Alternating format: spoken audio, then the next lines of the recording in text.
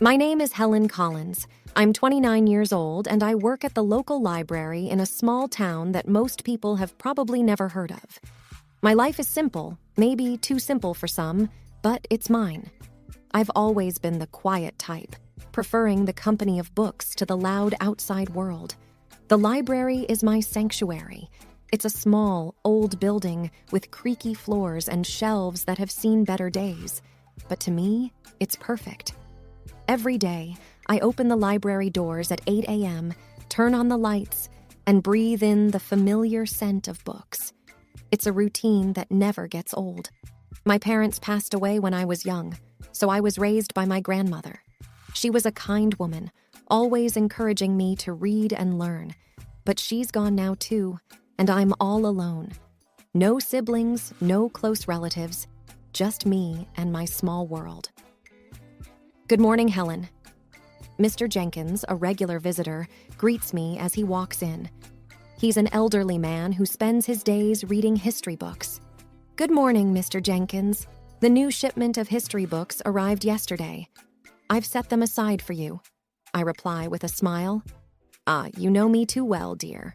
He chuckles, shuffling towards the designated shelf. The day goes on like this, with familiar faces coming and going. I help a group of kids find books for their school project, recommend a romance novel to Mrs. Harrison, and guide Mr. Thompson to the science fiction section. It's a quiet life, but I like it. I find comfort in the predictability, the routine. And then one day, everything changed. The day Jack walked into my life.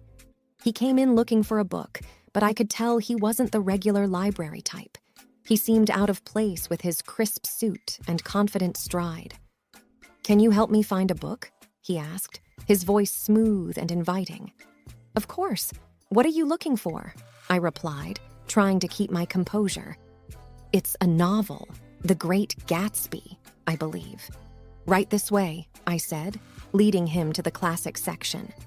As I handed him the book, our hands brushed briefly, sending a jolt through me. It was a simple touch, but it lingered in my mind. Thank you, Helen, he said, reading my name tag. I'm Jack. It's nice to meet you, Jack. That brief encounter marked the beginning of everything. The beginning of a love that I thought would last a lifetime. The beginning of a journey that would take me from the quiet life I knew into a world of chaos and betrayal. If only I had known then what I know now, maybe things would have been different. But life doesn't come with a warning label, and sometimes we just have to learn the hard way. After that first meeting, Jack began to visit the library more frequently. It was odd, considering he didn't strike me as the reading type. But every time he came in, he'd ask for a book recommendation and then spend a few minutes chatting with me. One day, he walked in just as I was struggling with a box of newly arrived books. Need a hand with that? He offered, walking over. That would be great, thanks, I said, relieved. As we placed the books on the shelves, he asked, So, Helen, what got you into working at a library? I shrugged.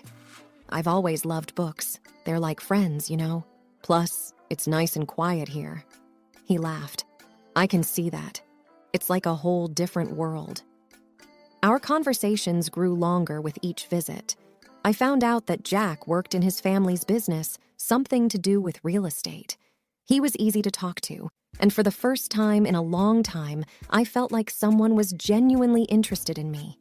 Then one day, he surprised me. Helen, would you like to have dinner with me tonight? He asked, a hopeful look in his eyes. I was taken aback. Like a date? Yes, like a date, he smiled. I hesitated. This was new territory for me, but there was something about him that made me want to say yes. Okay, sure, I'd like that, I replied, trying to keep my voice steady. We went to a small restaurant in town. It wasn't fancy, but it was cozy. We talked about everything and nothing, and for a few hours, I forgot about my usually solitary life. Walking home, Jack said, I had a really great time tonight, Helen. You're very different from the people I usually meet. I didn't know how to respond, so I just smiled. He continued, I'd like to see you again.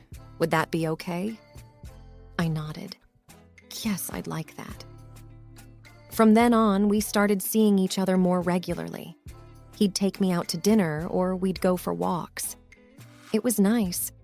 For once, I felt like I was part of something more, part of a world that wasn't just about books and quietness. It wasn't long before I fell for him. Hard. He was charming and attentive, and he made me feel special. And when he proposed, I didn't hesitate. I said yes. Looking back, I wish I had seen the signs. I wish I had known that the charm was just a mask, a cover for something much less pleasant. But love has a way of blinding you, of making you ignore the warning signs. And I was very much in love, or at least I thought I was. After Jack and I got engaged, things started to change. It began with his parents. They didn't approve of me from the start. They thought I was below their son because I didn't come from money. The first time I met them, it was clear they didn't like me. We were at their house for dinner, and I was nervous. It was a big, fancy house. Nothing like what I was used to. Helen, this is my mother, Margaret, and my father, Richard, Jack introduced. Nice to meet you, I said, trying to smile. Margaret looked me up and down. So you're the girl who works at the library. Yes, I am, I replied, feeling smaller by the second. Richard chimed in. Jack, couldn't you find someone more suitable? I felt like crawling into a hole. The dinner was long and uncomfortable. They made it clear they thought I wasn't good enough for their son. But Jack stood up for me, which made me love him even more. Before our wedding, they insisted on a prenuptial agreement.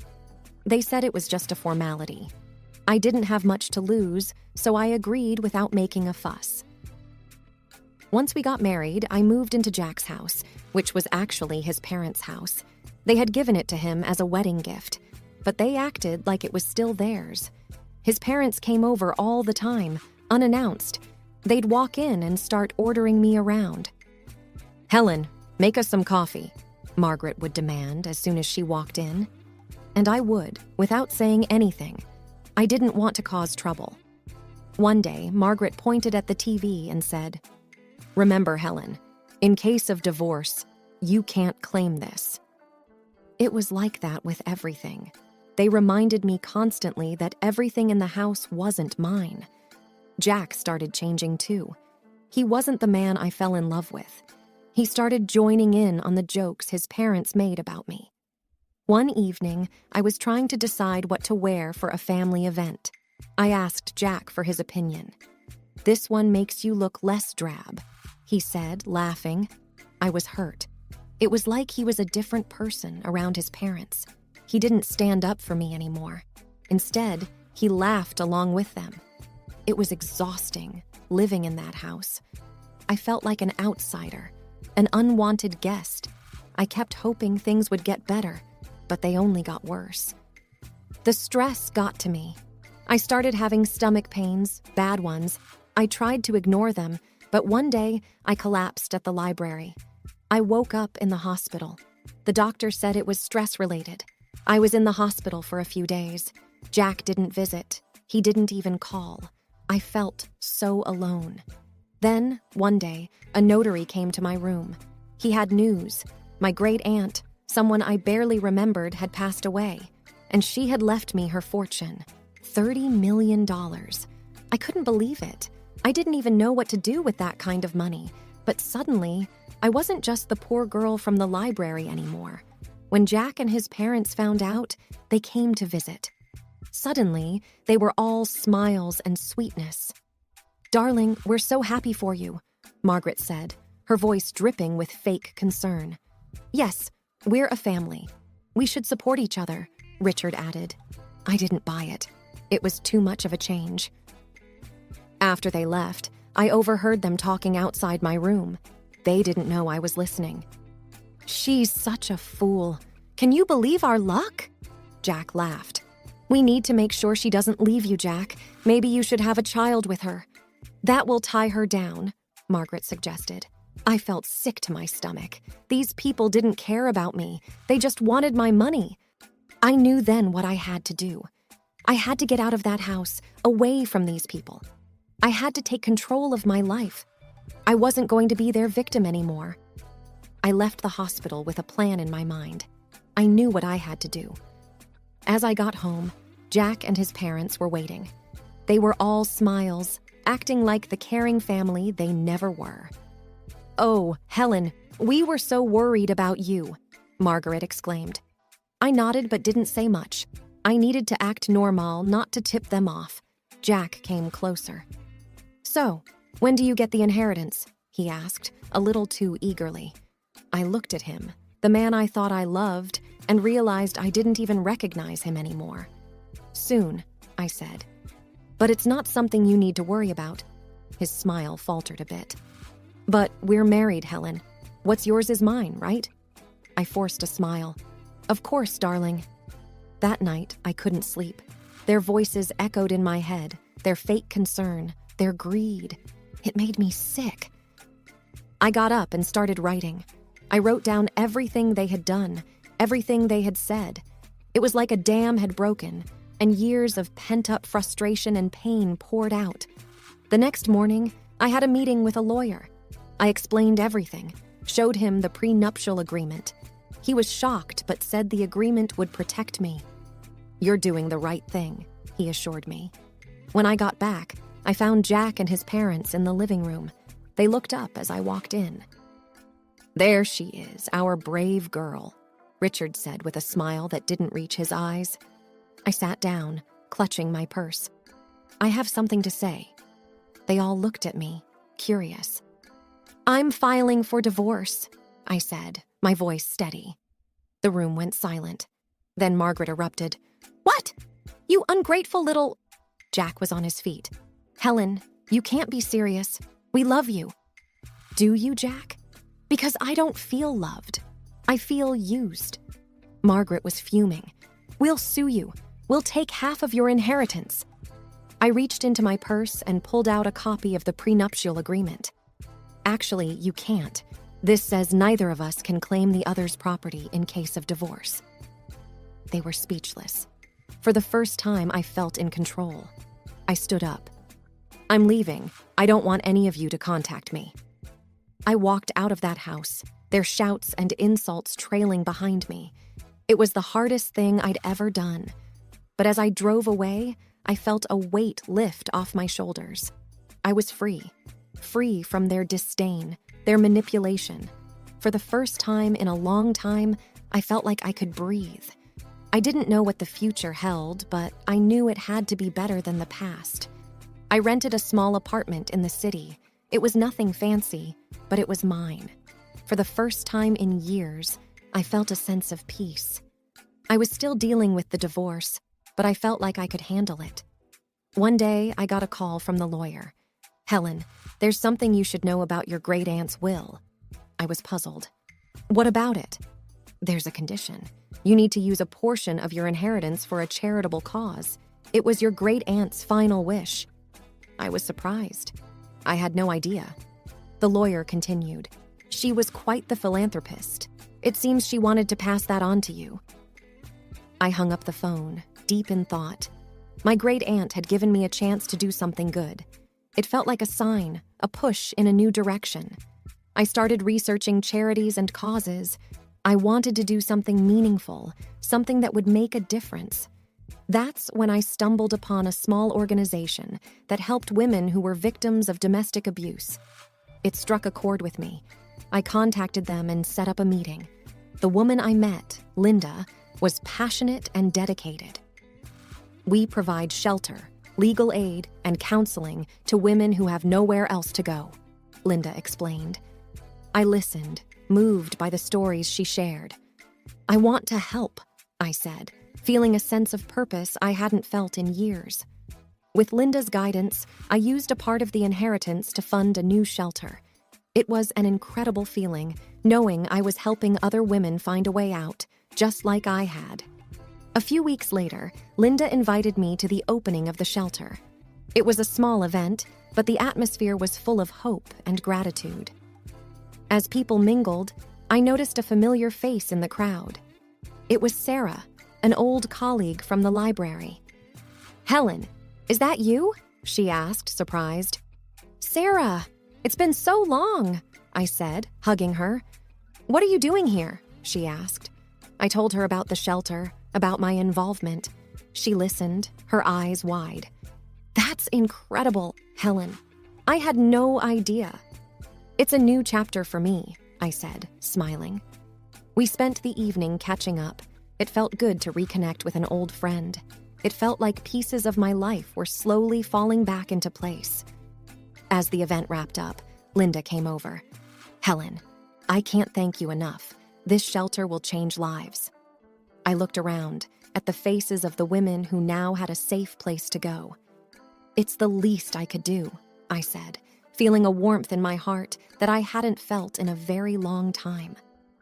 The days started to blend into one another, each filled with the rewarding work at the shelter. I was finding a new sense of purpose, something that was truly mine. Then, out of the blue, my phone rang. It was a number I hadn't seen in a while, Jack's. My heart raced with a mixture of emotions, but curiosity won. "Hello, Jack," I said, my voice calm. "Helen, I need to talk to you. Can we meet? It's urgent." His voice sounded desperate. Reluctantly, I agreed to meet him at a public coffee shop, hoping that being in a familiar place would give me strength. Sitting across from Jack, he looked different, defeated, almost pitiful. His eyes were pleading. "Helen, I made a huge mistake. I want you back. I've realized how much you mean to me," he blurted out. I looked at him, feeling nothing but contempt. "Why now, Jack?" He sighed. "My parents, they controlled everything. They were the reason our marriage failed. I was weak, but I'm different now." I felt a surge of anger. "You blame your parents? You stood by while they treated me like dirt. You laughed with them, Jack." He reached for my hand, but I pulled away. "Please, Helen, I know I was wrong. I've changed." I stared at him, seeing the man I once loved but now felt nothing for. "Changed or not, it's too late. I feel nothing for you, Jack. Nothing but contempt." His face fell, and for a moment, I saw a glimpse of the man I married. But it was fleeting. "I'm sorry, Jack. I've moved on. I have a life now, a purpose. There's no place for you in it," I said firmly. He nodded slowly, a look of resignation on his face. "I understand. I just had to try." Leaving the coffee shop, I felt a weight lift off my shoulders. It was over. Truly over. The next day, there was an event at the shelter. A local artist had donated a sculpture, and it was to be unveiled in the garden. As I stood there, surrounded by people who supported and believed in me, I felt a sense of belonging. Sarah, my old colleague from the library, stood beside me. "You've done something amazing here, Helen," she said, smiling. The artist pulled the cover off the sculpture, revealing a figure of a woman reaching up to the sky. It symbolized hope, strength, and new beginnings.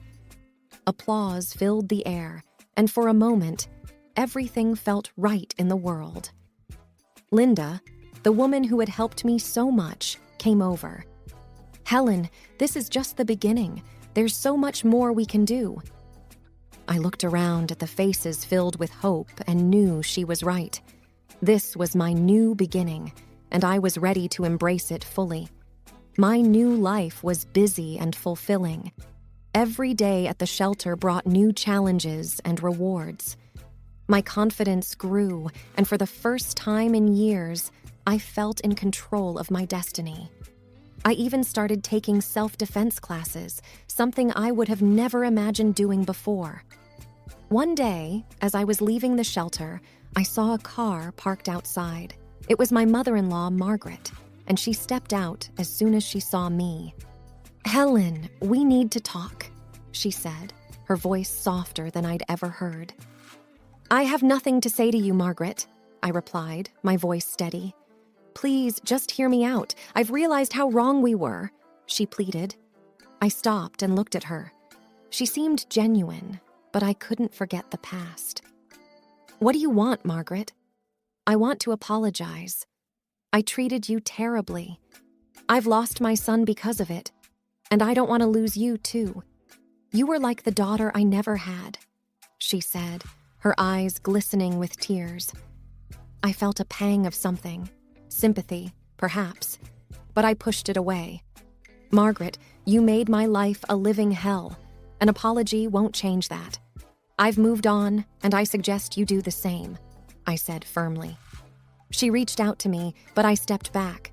"Please, Helen, I know I can't undo the past, but I want to make things right." I shook my head. "It's too late for that. Goodbye, Margaret." As I walked away, I felt her gaze on my back, but I didn't look back. I had learned to stand up for myself, and there was no going back to the way things were. The next day, I received a letter from Jack's lawyer. He was contesting the divorce settlement. I wasn't surprised, but I was ready. I met with my lawyer, a sharp woman named Rachel. "He's got no leg to stand on, Helen. The prenuptial agreement is clear. He's just trying to intimidate you," she said confidently. I nodded. "I'm not afraid of him anymore. Let's fight this." The court date arrived, and I walked in with my head held high. Jack was there with his lawyer, and for a moment, our eyes met. There was a flash of the old Jack, the one I had loved, but it vanished quickly. The judge listened to both sides and then made her decision. The prenuptial agreement stood, and Jack's claims were dismissed. I felt a surge of relief and triumph. After the court session, Jack approached me. "Helen, I'm sorry. I was wrong," he said, his voice low. I looked at him, seeing the man I once loved, but now felt nothing for. "Goodbye, Jack. Take care of yourself," I said, and walked away. As I left the courtroom, I felt a sense of closure. That chapter of my life was finally over, and a new one was just beginning. At the shelter, we were planning a fundraiser, and it was taking all my attention. The support from the community was overwhelming, and I felt a deep sense of gratitude. The night of the fundraiser arrived, and the place was buzzing with energy. People from all walks of life had come to support our cause. As I looked around, I realized how far I had come. From a quiet, timid woman to someone who stood up for herself and others. "Helen, you did it. This is amazing," Sarah said, coming up to me. I smiled. We did it. And there's so much more to do. As the event went on, I felt a sense of accomplishment and purpose. This was my life now, and I was exactly where I was meant to be. I'm Liz, and by some twist of fate, I'm married to the most amazing guy I've ever met, Alex. We're both 28, got our own place, pay our bills, and live a life that's ours. It's been a year since we said I do, and honestly, life's been good, except for one little thing: Alex's parents. Now, don't get me wrong, I never expected to be the daughter-in-law in shining armor, but I also didn't expect to be the family's unwanted guest. The day I met my in-laws, it felt like walking into a lion's den with a stake tied to my neck. My mother-in-law, Jane, had this way of looking at me, like she was trying to figure out if I was more of a nuisance or just plain boring. I could tell she had sized me up and found me lacking before I even had a chance to say hello. Alex had warned me about his mom. "She can be a bit much," he said, as we drove to their place that first time. "But don't take it to heart, okay?" I didn't. Or at least I tried not to. At dinner, I was passing the salt when Jane said, "You know, Stephanie used to cook such wonderful meals. Remember that risotto, honey?" She said to Alex, who just nodded, his jaw tight. "Yeah, I remember," he replied, not looking at me. I sat there, salt shaker in hand, feeling like I was invisible. They all talked about Stephanie as if I wasn't there. I felt a pang in my chest, but I swallowed it down with a smile. "Sounds like she was a great cook," I said, trying to seem unaffected. Jane's eyes met mine, and she smiled, but it didn't quite reach her eyes. "Oh, she was. She was a lot of things." That night, I told Alex how I felt. It's like she's measuring me against some ghost. Alex hugged me close. "You're the one I chose, Liz. That's all that matters." I wanted to believe him, but as I'd learned, Jane had a long game in mind, and I was the pawn she was eager to sacrifice. I just didn't know it yet. Living with an allergy isn't just inconvenient, it's like having a shadow that's constantly whispering danger in your ear. Since I was a kid, peanuts have been my arch nemesis. It started with a spoonful of peanut paste and a trip to the emergency room that left my parents with a crystal clear message. Keep her away from peanuts and a whole host of other foods if you want her to grow up. It's not just peanuts, though. Soy, peas, cherries, almonds, tomatoes, apricots, bananas, and even potatoes, they're all off limits. It's a list that makes waiters raise an eyebrow and friends hesitate to invite me over for dinner. It's also a list that my mother-in-law, Jane, knows by heart, yet she somehow manages to question every single time we're over for dinner. "Are you sure you can't even have a little bit of this pie? It's got almond extract," she'd ask, with a tone that hovered between concern and disbelief. I would smile politely, though I'd rather not, and say, "Yeah, I'm sure. Thanks, though." It was the same dance every time. I remember once, at a family gathering, I was navigating the buffet, a mental checklist running through my head. Alex was by my side, plate in hand, trying to help me find something safe to eat. That's when Jane swooped in, her voice sickly sweet. "Liz, you must try this casserole. I made sure it was Liz-friendly," she announced, but the glint in her eye didn't match her nurturing words.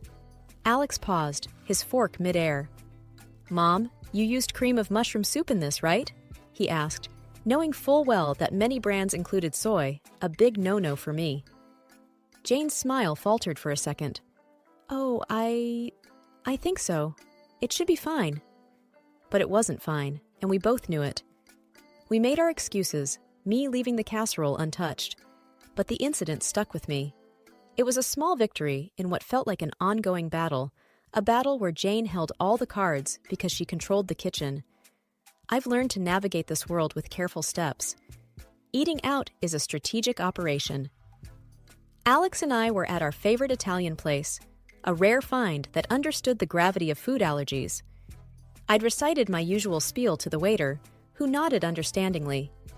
Alex watched me with those soft eyes of his, the ones that said he'd do anything to make my life easier. "You okay?" he asked after the waiter left.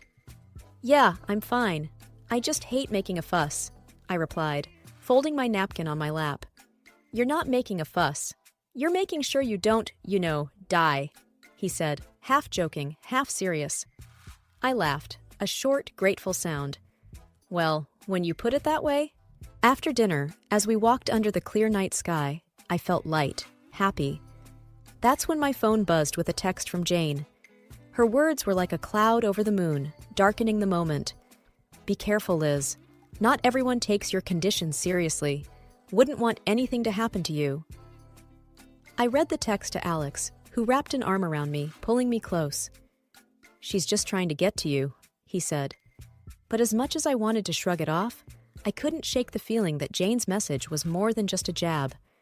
It was a warning, a reminder that my allergy made me vulnerable, not just to food, but to people like her, who saw it as a weakness to be exploited. The rest of the walk home, I couldn't help but think about all the close calls, all the accidental exposures, and how easily something could go wrong. It wasn't just the peanuts, or the soy, or the peas. It was the realization that my allergy was more than a personal battle. It was a chink in my armor that someone like Jane could see as an opportunity. And that thought was scarier than any allergic reaction I'd ever had. Dinners at Jane's house were always a production, like a play where everyone knew their parts except me. I was the wild card, the one who could unintentionally cause a scene with a single bite. Alex tried to make it better, but there's only so much you can do when you're playing in someone else's home court. One particular evening, the tension was as thick as the gravy on the table. Jane was bustling around, placing dish after dish on the table. I sat there, my own plate empty, waiting to figure out what I could eat without a trip to the hospital. "Alex, darling, pass the green beans to Liz. They're just divine," Jane said, her voice dripping with a sweetness that didn't reach her eyes. I eyed the beans, but something seemed off. "What's in them?" I asked. "Oh, just a touch of almond slivers for crunch," she said, waving a hand dismissively. I put my hand up, stopping Alex's reach. "I can't eat those, remember? Almonds are a no-go for me." Jane feigned surprise. a hand to her chest. "Oh dear, I must have forgotten. Silly me." Alex's chair scraped back as he stood up. "Mom, this is serious. Liz could end up in the hospital." His voice was firm, edged with a frustration that made Jane's eyes narrow just a little. "I just wanted to make something nice," she said. "It's not my fault Liz has all these allergies." The room fell into an uncomfortable silence. The other relatives glanced around, forks paused midair, not sure where to look. I felt a flush creeping up my neck, embarrassed by the spotlight. Alex's dad, Mark, tried to break the tension. "Let's just enjoy the meal, shall we? There's plenty Liz can eat." But the damage was done. The rest of the dinner passed in strained politeness, with Jane asking pointed questions about my allergies, as if she were taking notes for next time. Later, when Alex and I were alone, he apologized. "I'm sorry, Liz. I should have double-checked everything before we came." I shook my head, tired of feeling like a problem to be managed. "It's not your fault, but I'm starting to think your mom does these things on purpose." He didn't answer, and he didn't need to. We both knew the truth. Jane was serving up a side of malice with every meal, and I was the main course. I could always tell when Jane had been working on Alex. He'd get this distant look in his eyes, like he was seeing me, but also seeing through me, weighing her words against his own judgment. This particular evening, it was like a cloud had settled over him, and I knew it before he even said a word. "Mom thinks we should consider..." "Well, she thinks we might not be thinking about the future enough," Alex muttered, not meeting my eye as he fumbled with the TV remote. "The future?" I asked, a sinking feeling in my gut. "Yeah, kids and your health issues," he continued, the word issues hanging awkwardly in the air between us. I felt a tightness in my chest. "She talked to you about my allergies again, didn't she?" He sighed, setting the remote down. "She's just worried, Liz. She thinks it's a lot for us to handle, especially if we want a family." I bristled. "We've talked about this. I've managed so far, haven't I? And there are plenty of people with allergies who have kids." Alex ran a hand through his hair, a sure sign he was stressed. I know. It's just... she has this way of making me doubt things." The room was quiet for a moment, the tension thick.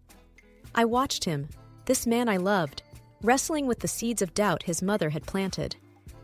"Alex, do you doubt us?" I asked, my voice barely above a whisper. "No." He looked up, finally, his eyes clear and firm. "No, I don't. I just hate that she keeps bringing it up. I hate that it makes us fight." I reached for his hand, our fingers intertwining. "We're not fighting. We're on the same side, remember?" He nodded, pulling me into a hug. "You and me against the world, right?" "Right," I said, but as I held him, I couldn't shake the feeling that Jane's words were like weeds, threatening to grow wild and choke the life out of the beautiful thing we had. And I knew then that it wasn't just my allergies that needed managing. It was the doubts that could seep into the cracks of even the strongest relationships. The news of my pregnancy came as a surprise, a happy one for Alex and me, a complicated one for everyone else.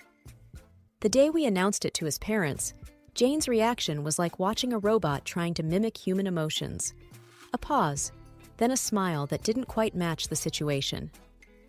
"We're going to have a baby, Mom," Alex said, his voice a mix of pride and caution as he gauged his mother's reaction. "That's wonderful," Jane managed to say, the words sounding foreign in her mouth. "We must have a family dinner to celebrate." I was skeptical.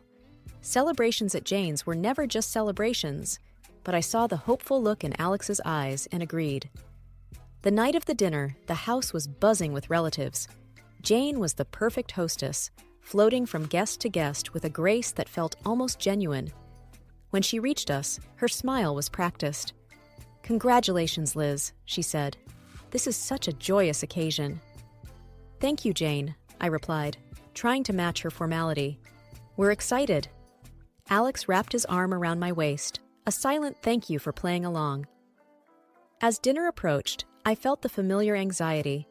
A table full of food was a minefield for me, but tonight, I hoped, would be different. The table was a feast, dishes upon dishes laid out, and I felt every eye on me as I hesitated, my hand hovering over the options. "Go on, dear," Jane urged. "Eat up. You're eating for two now." I smiled weakly, choosing the safest options, vegetables and rice, plain and simple. But as I reached for a slice of bread, Jane stopped me. "Actually, maybe not that one," she said quickly. "I'm not sure if the baker used soy flour." I paused, bread in hand, and met her gaze. There was a flicker of something there. Concern, or was it a challenge? "Thank you for letting me know," I said, putting the bread down. But the warning bells were already ringing in my head. How did she know about the soy flour? It seemed too close a call, too perfect a save. The rest of the meal passed in a blur, congratulations mingling with the clinking of glasses. But I couldn't shake the feeling that Jane's hospitality was a veneer, and beneath it lay a trap, set and waiting for just the right moment. The family dinner in honor of our future baby was nothing short of a banquet. Jane had outdone herself, and there was a spread that would make a Thanksgiving dinner look modest. But my stomach was in knots, not from hunger, but from fear. Every dish was a potential hazard, a hidden enemy that could send me to the hospital, or worse. As we all took our seats, the chatter around the table was lively, filled with the usual family gossip and stories. Jane was at the head of the table, presiding over the feast like a queen in her court. She called everyone to attention with a gentle tap of her glass. "Before we begin, I just want to say how thrilled we are to be celebrating Liz and Alex's upcoming addition to our family," Jane announced, her voice steady and clear. There was a round of hear, hear, and applause. I forced a smile, feeling Alex squeeze my hand under the table.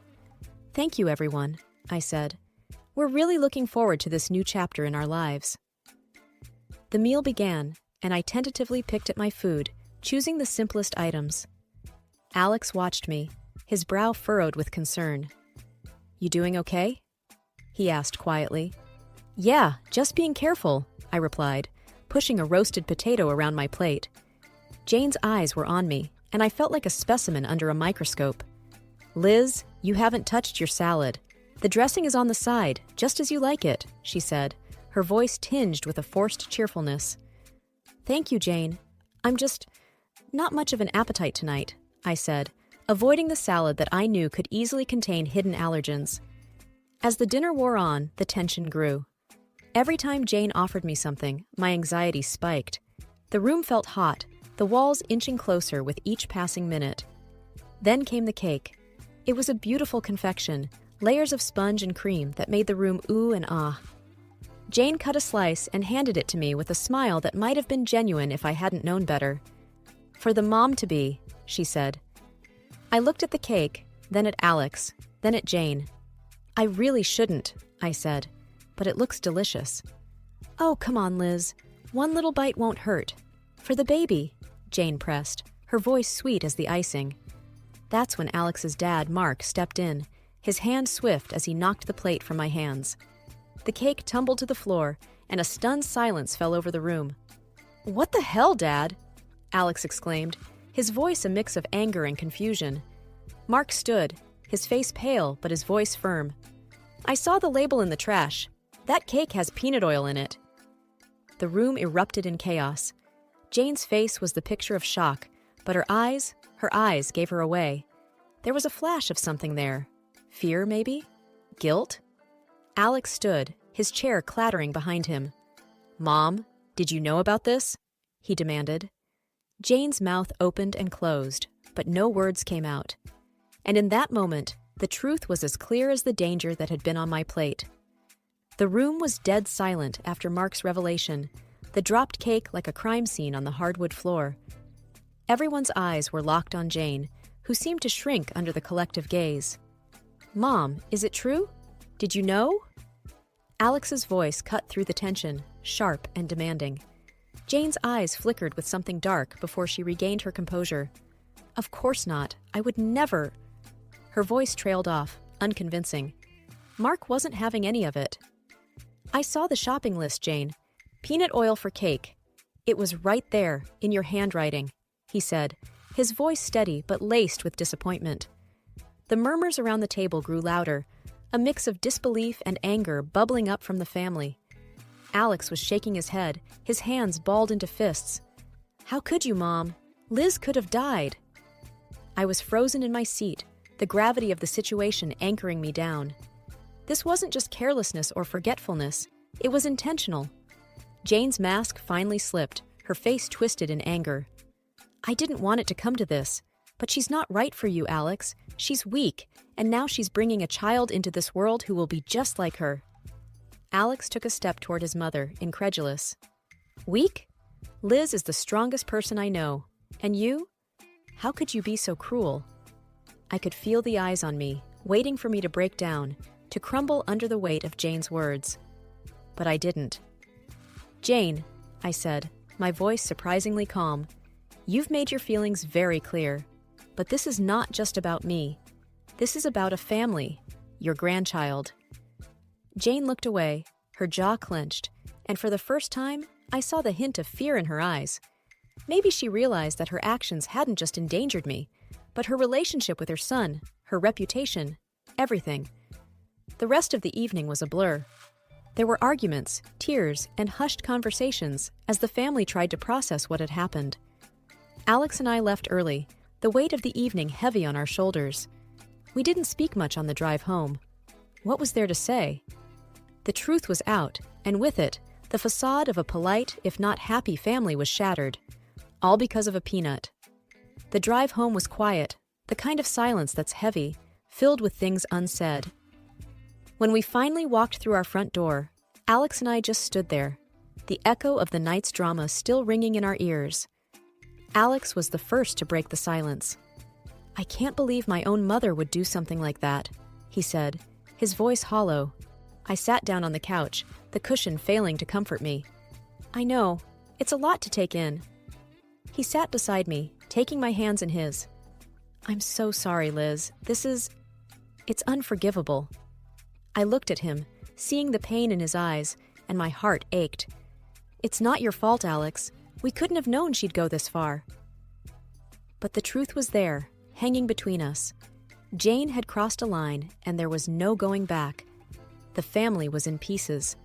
Some stood by us, shocked and appalled by Jane's actions, while others struggled to wrap their heads around the reality of the situation. The next few days were a whirlwind. Alex's phone buzzed constantly with messages and calls. Relatives wanted to express their shock, their support, their apologies. And through it all, there was a deafening silence from Jane. No apologies, no explanations, nothing. Alex finally broke the news to me a week later. "Dad's left her. He can't get past what she did. He said it's been a long time coming." I wasn't sure how to feel. Relief, sadness, pity? "And Jane?" I asked tentatively. "He said she's not handling it well.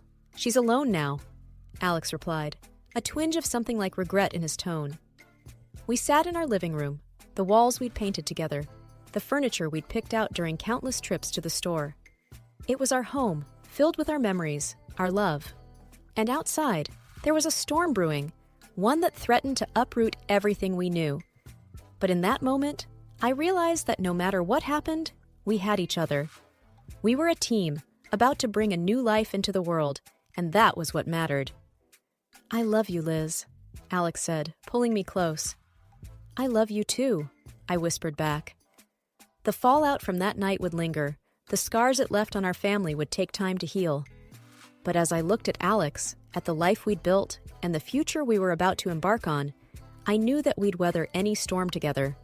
And as for Jane, she was a chapter in our lives that we had closed, a story that we wouldn't let define us.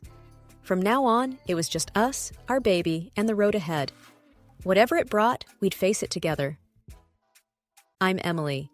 I was a 25-year-old living a quiet, unremarkable existence with my boyfriend Mike, in a relationship that had seen better days.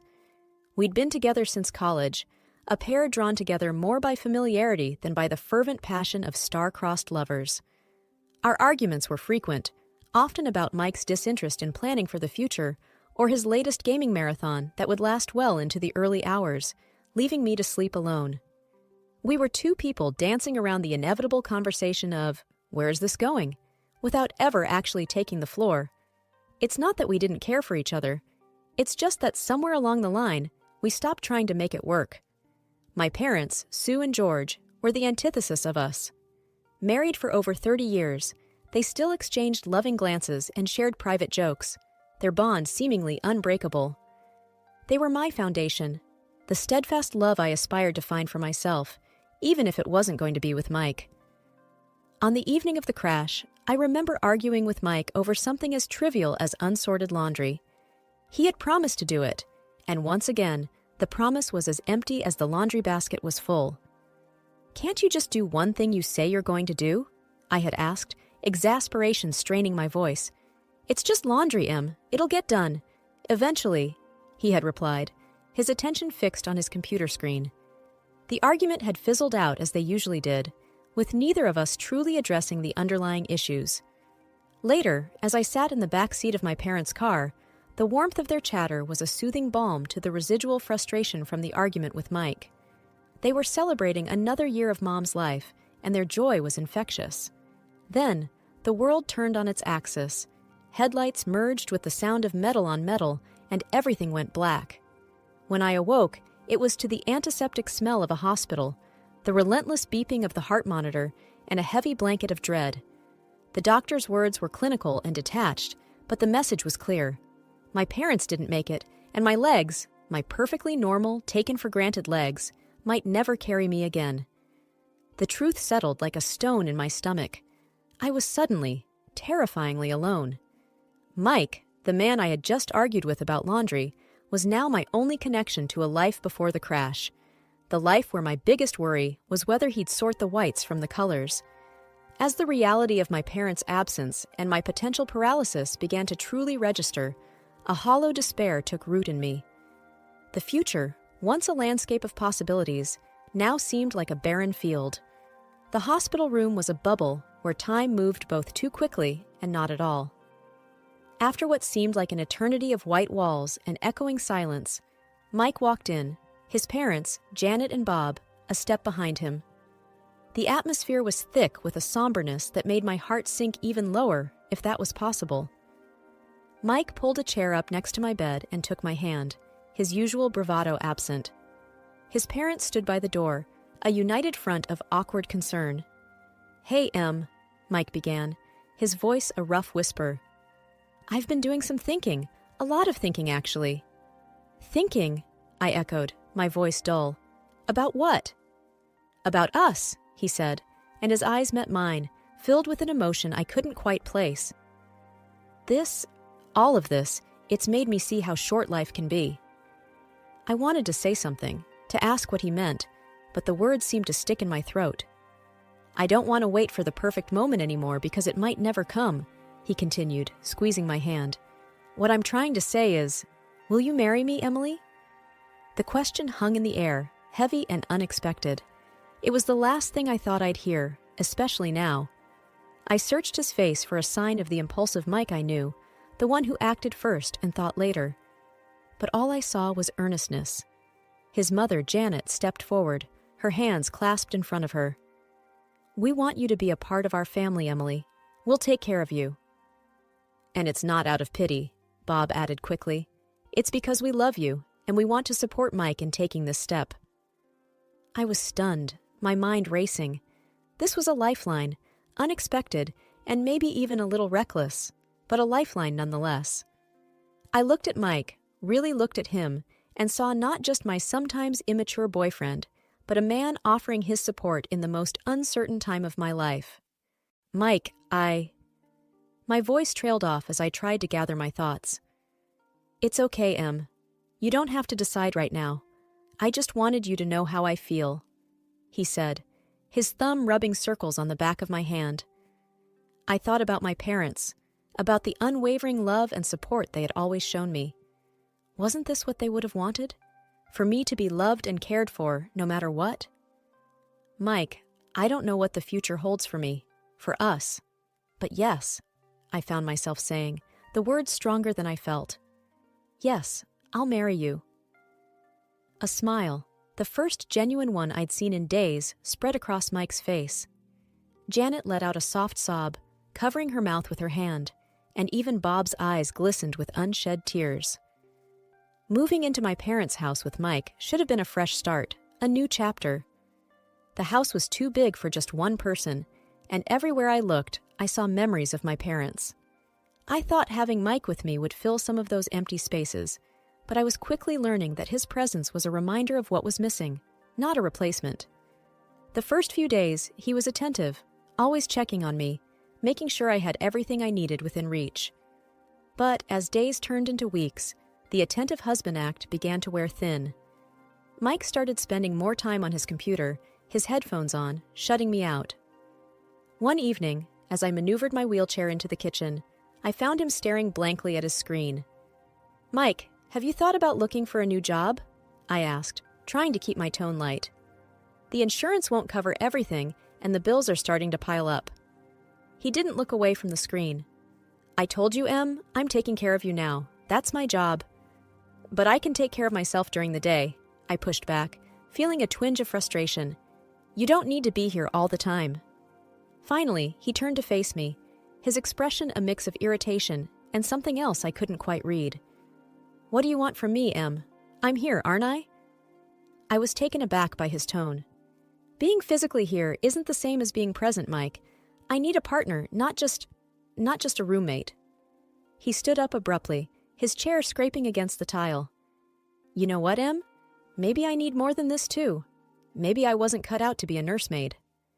His words stung, and I watched him storm out, the door slamming behind him. I was left alone in the silence of the kitchen, the weight of his words settling around me like dust. I wasn't just alone. I was lonely. That night, as I lay in bed staring at the ceiling, I couldn't help but think about how quickly our modest honeymoon period had ended. The vows we had taken felt like they were from another lifetime. The Mike, who had lovingly promised to be by my side, in sickness and in health, seemed like a stranger now.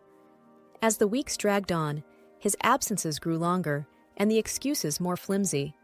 He was either out with friends or lost in a digital world that didn't seem to have room for me. I felt like an obstacle in his life, a burden he hadn't anticipated. One particularly tough day, when the pain was bad, and the house felt more like a mausoleum than a home, I heard the front door open. Expecting Mike, I called out, "Is that you?" "Yeah, it's me," he replied, his voice distant. "I'm just grabbing a few things, then I'm heading out again." I wheeled myself to the hallway, watching as he rifled through a drawer for his keys. "Going out with friends?" I asked, trying to mask the hurt in my voice. He paused, keys in hand, and sighed. I need some space, okay? It's not easy for me either, all this." I nodded, biting back tears. "I know. I just thought we could maybe spend some time together, like we used to." He shrugged, avoiding my eyes. "Maybe when things settle down a bit, I gotta go."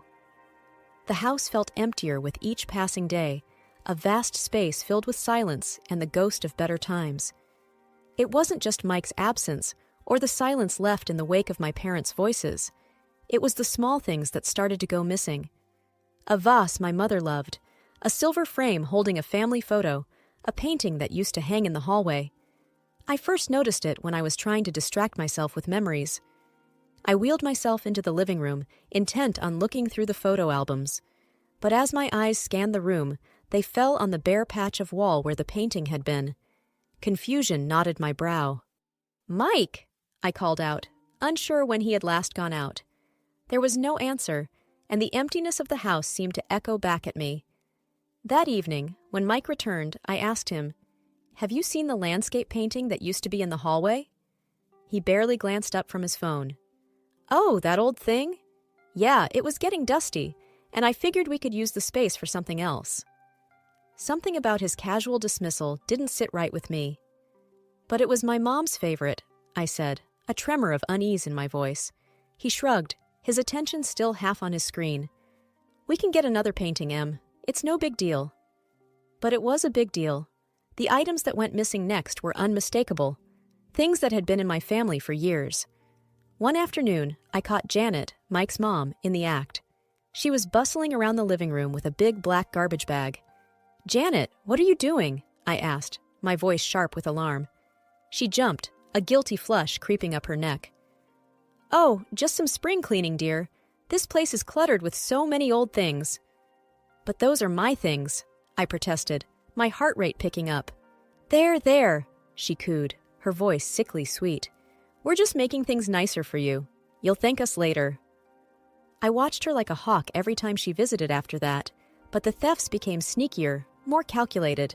And every time I brought it up, I was met with reassurances that it was all in my best interest. One night, lying in bed, I turned to Mike, who was scrolling through his phone, as had become his nighttime ritual. "Mike, your parents have been taking things from the house. My things." He didn't look up. "Mom's just trying to help. You know she's got a knack for this stuff." "Help?"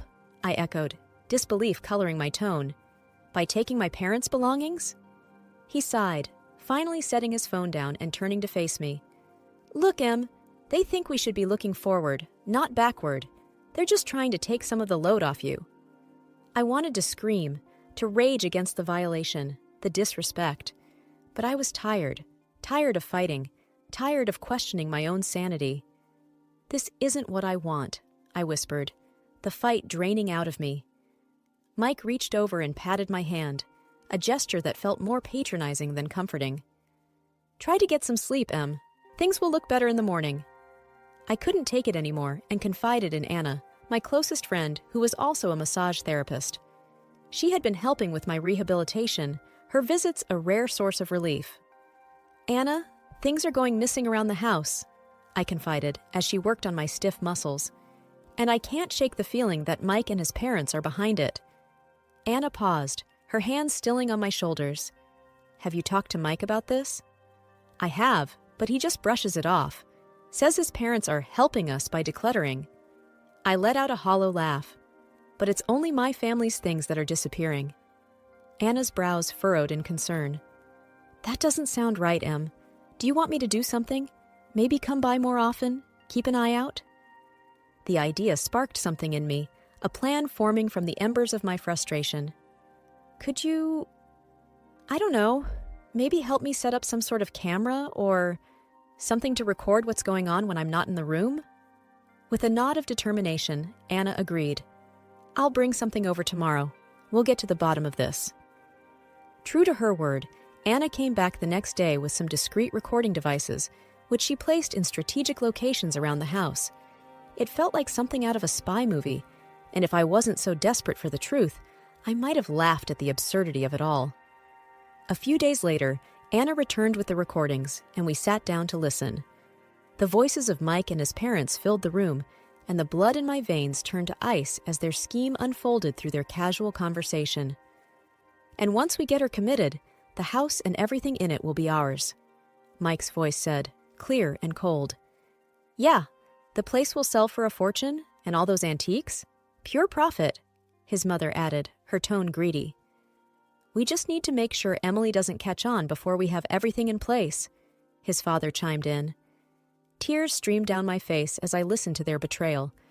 These people, who had promised to care for me, to be my family, were plotting against me. Anna reached over, her hand gripping mine tightly. "We have to do something, Em," she said, her voice laced with anger. I wiped my eyes, the sorrow quickly giving way to a steely resolve. "We will. I'm not going to let them get away with this." The morning after listening to the recordings, I tried to act normal, but every word they said, every smile they gave, felt like a lie. It was during breakfast when I noticed something was off. The usual noise of the city that drifted in through the open window was absent. I wheeled myself over to see what was happening, only to find that the ramps that allowed me access to the garden were gone. "Mike!" I called out, my voice laced with panic. "Where are the ramps?" He came into the room, feigning ignorance. "The ramps? Oh, they were looking a bit worn. Thought they needed fixing." I stared at him, the man I thought I knew. "And you didn't think to tell me? How am I supposed to get around?" His gaze was evasive as he shrugged. "I just thought you'd be safer inside for now. You know, until we get new ones." The room felt like it was spinning, and it wasn't from my injury. Safer? Or trapped? The words slipped out before I could stop them. He didn't respond, just turned and walked away, leaving me stewing in a mix of anger and helplessness. Later, when I asked Janet about it, She was syrupy sweet with false concern. "We're just looking out for you, dear. We wouldn't want you to have an accident," she said, touching my shoulder with feigned tenderness. I pulled away from her touch, feeling the sting of their deceit. "I didn't realize needing ramps qualified as a hazard," I replied, my voice steady though my insides were shaking. Janet's eyes hardened for a moment before she regained her composure. "We're just trying to help, Emily. It's for the best." That night, as I lay in bed, the darkness felt oppressive. Mike was out again, probably drowning his guilt in cheap beer and cheaper thrills. I reached for my phone, the screen a small beacon in the dark, and dialed the number Anna had given me for emergencies. "Anna," I whispered when she picked up, "they've removed the ramps. I'm literally trapped in my own home." Her voice was firm, a lifeline in the tumultuous sea I was drowning in.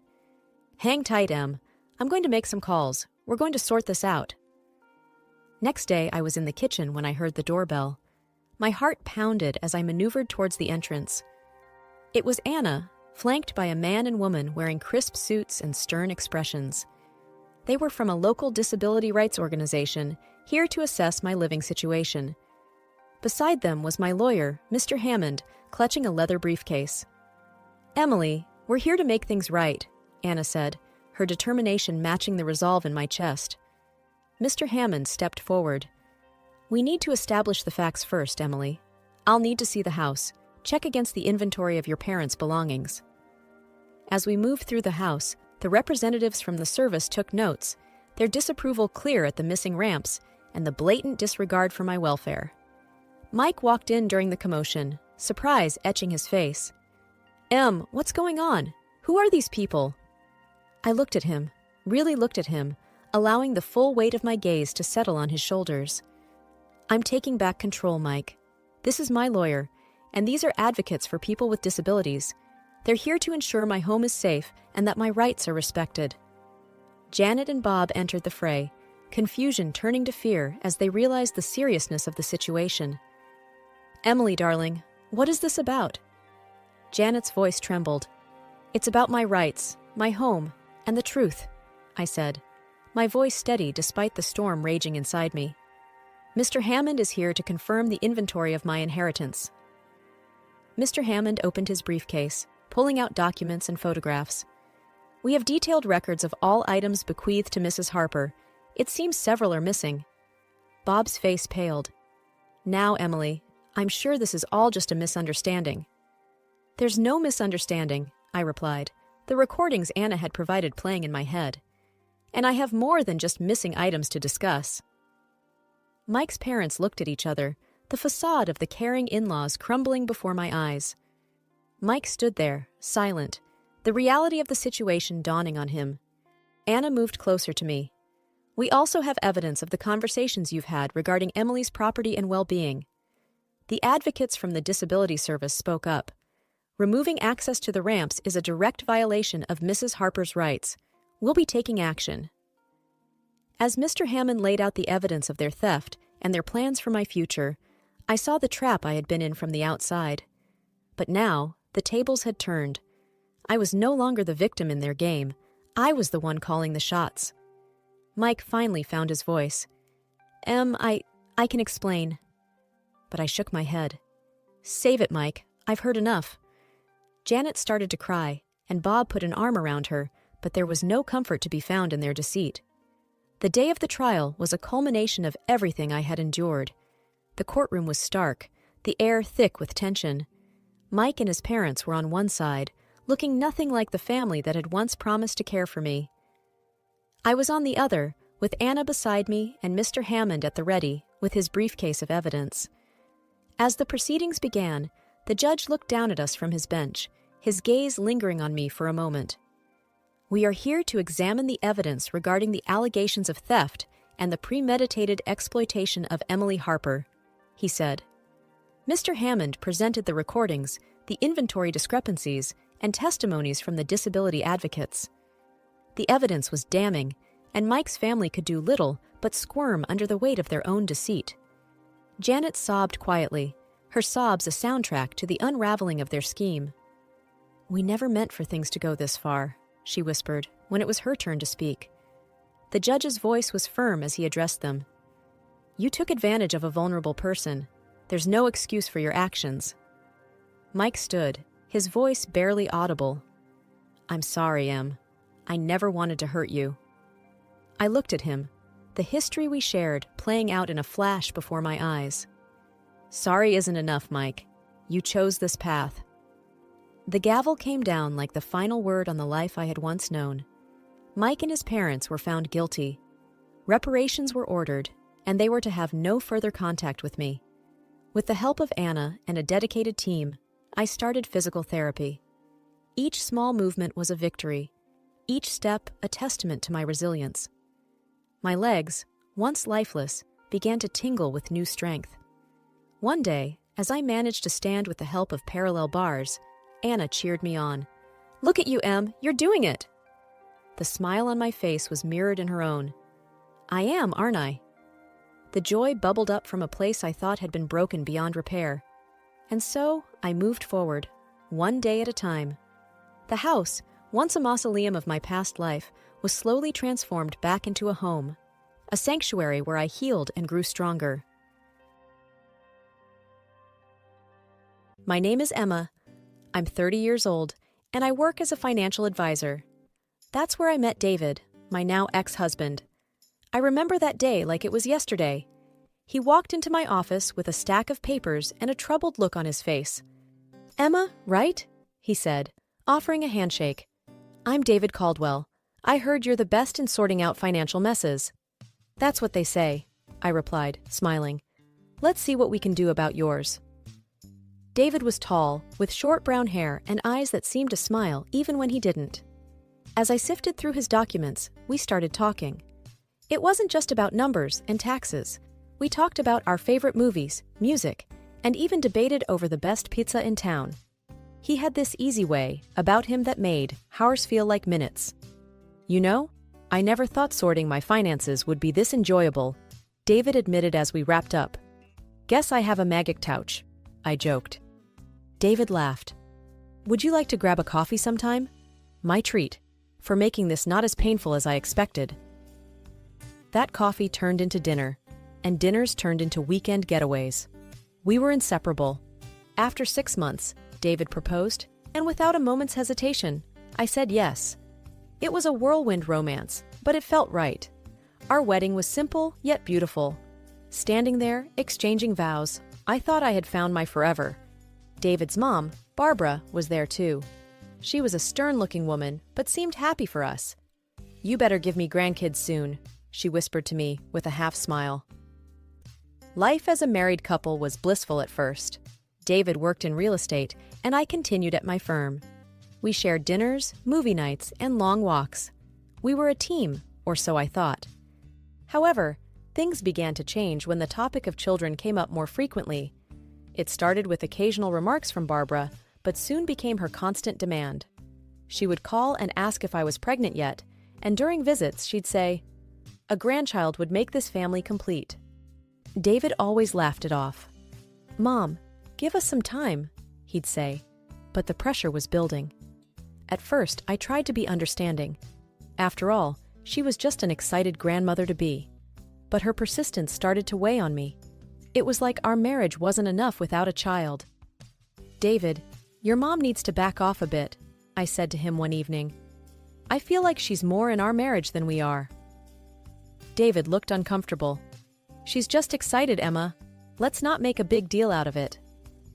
As time went on, Barbara's influence in our life became more and more evident. It wasn't just about her constant nagging for grandchildren. She had opinions about everything, from how we should manage our finances to what we should eat. One Saturday morning, David and I were enjoying breakfast when his phone rang. It was Barbara. David put it on speaker, as he usually did. "David, dear, are you both eating healthy? Remember, a healthy diet is important for conceiving," she said in her usual authoritative tone. David chuckled. "Yes, Mom, we're eating healthy. Don't worry." I forced a smile, but inside I was screaming. It felt like she was monitoring our every move. Things got more intense when Barbara started visiting us more frequently. One evening, she came over unannounced, carrying a stack of parenting books. "Emma, you should start reading these. It's never too early to prepare," she said, dumping the books on the coffee table. I glanced at David, hoping he would say something, but he just shrugged. "Thanks, Barbara. We'll look into them," I said, trying to sound grateful. Her visits became a regular occurrence. It was like she was keeping tabs on us, making sure we were doing everything right to have a child. And every time she brought up the topic, David would just nod and agree with her. One night, after another of Barbara's visits, I couldn't hold it in anymore. "David, we need to talk," I said, frustration evident in my voice. "What's up?" he asked, not looking up from the TV. "It's your mom. She's suffocating us with this baby talk. We barely have time to be a couple without her interference," I said. David finally looked at me. "She's just excited, Emma. She means well." "Excited or obsessed?" I countered. "It feels like she's the third person in our marriage." David sighed. "She's my mom. What do you want me to do? Tell her to stop caring?" "It's not about caring, David. It's about respecting our space, our decisions. Can't you see that?" David didn't respond. He just turned back to the TV, and that was the end of our conversation. But it wasn't the end of the issue. If anything, it only got worse. Barbara's visits became more frequent and her comments more intrusive. "You two should go on a vacation. Just relax. It'll help with conception," she suggested one day. "Maybe Emma should quit her job, reduce the stress," she said on another occasion. It felt like she was dictating our life, and David was letting her. I started feeling like a stranger in my own marriage. The love and understanding that had once bonded David and me seemed to be slipping away, lost in the shadow of Barbara's overbearing presence. The constant pressure about having a baby started to take its toll on both of us. David and I were arguing more often, and the romance that once filled our home seemed to have evaporated. Still, amidst all this, I held on to the hope that things would get better, that we'd find our way back to each other. But then came the day that changed everything. David came home late one evening, looking more downcast than usual. I was in the kitchen, trying to fix us a quick dinner. "David, is everything okay?" I asked, concerned. He slumped into a chair at the kitchen table, burying his face in his hands. "We need to talk, Emma." That tone in his voice sent a chill down my spine. I sat across from him, my heart pounding. "It's about us. Trying to have a baby," he started, not meeting my eyes. "What about it?" I asked, a knot forming in my stomach. "We went to the doctor, remember? For those tests?" he said, finally looking up at me. I nodded. A few weeks ago, we had gone for a fertility checkup, hoping it would put Barbara's nagging to rest. David took a deep breath. "The results came in today. It's not you, Emma. It's me." I felt a mix of emotions, relief, sadness, and confusion. "What do you mean?" "The doctor said I have a low sperm count. It's unlikely that I can father a child," he said, his voice breaking. I reached for his hand, trying to offer some comfort. "David, it's okay. We can figure this out together. Maybe there's treatment or other options." He pulled his hand away, shaking his head. "No, you don't understand. I won't go through any treatment. It's just not something I can do." I was stunned. "But why? If there's a chance." "It's my decision, Emma. I just can't," he said firmly. I couldn't believe what I was hearing. The man I loved, who always seemed so strong and confident, was giving up without even trying. "David, please, don't let this come between us. We can work through it," I pleaded. He stood up, avoiding my gaze. "I need some time alone to think about all this." And just like that, he walked out of the kitchen, leaving me sitting there, trying to process it all. I couldn't understand why he wouldn't even consider treatment. Was his pride more important than our chance to have a family? The next few days were like walking on eggshells. David barely spoke to me, and when he did, it was short and cold. I felt a growing distance between us, a crack in the foundation of our marriage that seemed to be widening with each passing day. Then came the day that turned the crack into a gaping hole. David had been out late again. I was in bed, pretending to be asleep when he came in. He thought I was asleep and started talking to someone on the phone. "Yes, Mom, I got the results. It's not good." "No, I don't want treatment." "I know, but I can't." "Yes, I'll figure something out. Hearing him talk to his mom about something so personal, something he barely discussed with me, felt like a betrayal. It was clear that Barbara's shadow loomed larger over our marriage than I had ever realized. I lay there in the dark, tears streaming down my face, feeling utterly alone.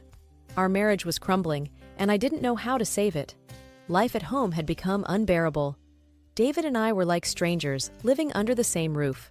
The love and warmth that once defined our relationship seemed like a distant memory.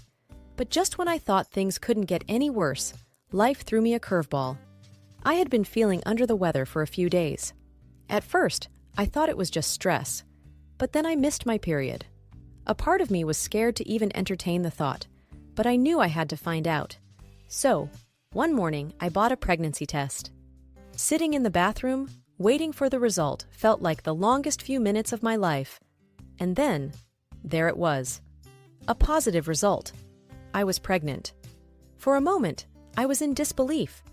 After all the talk about David's infertility, this felt like a miracle. A ray of hope in the midst of our crumbling marriage.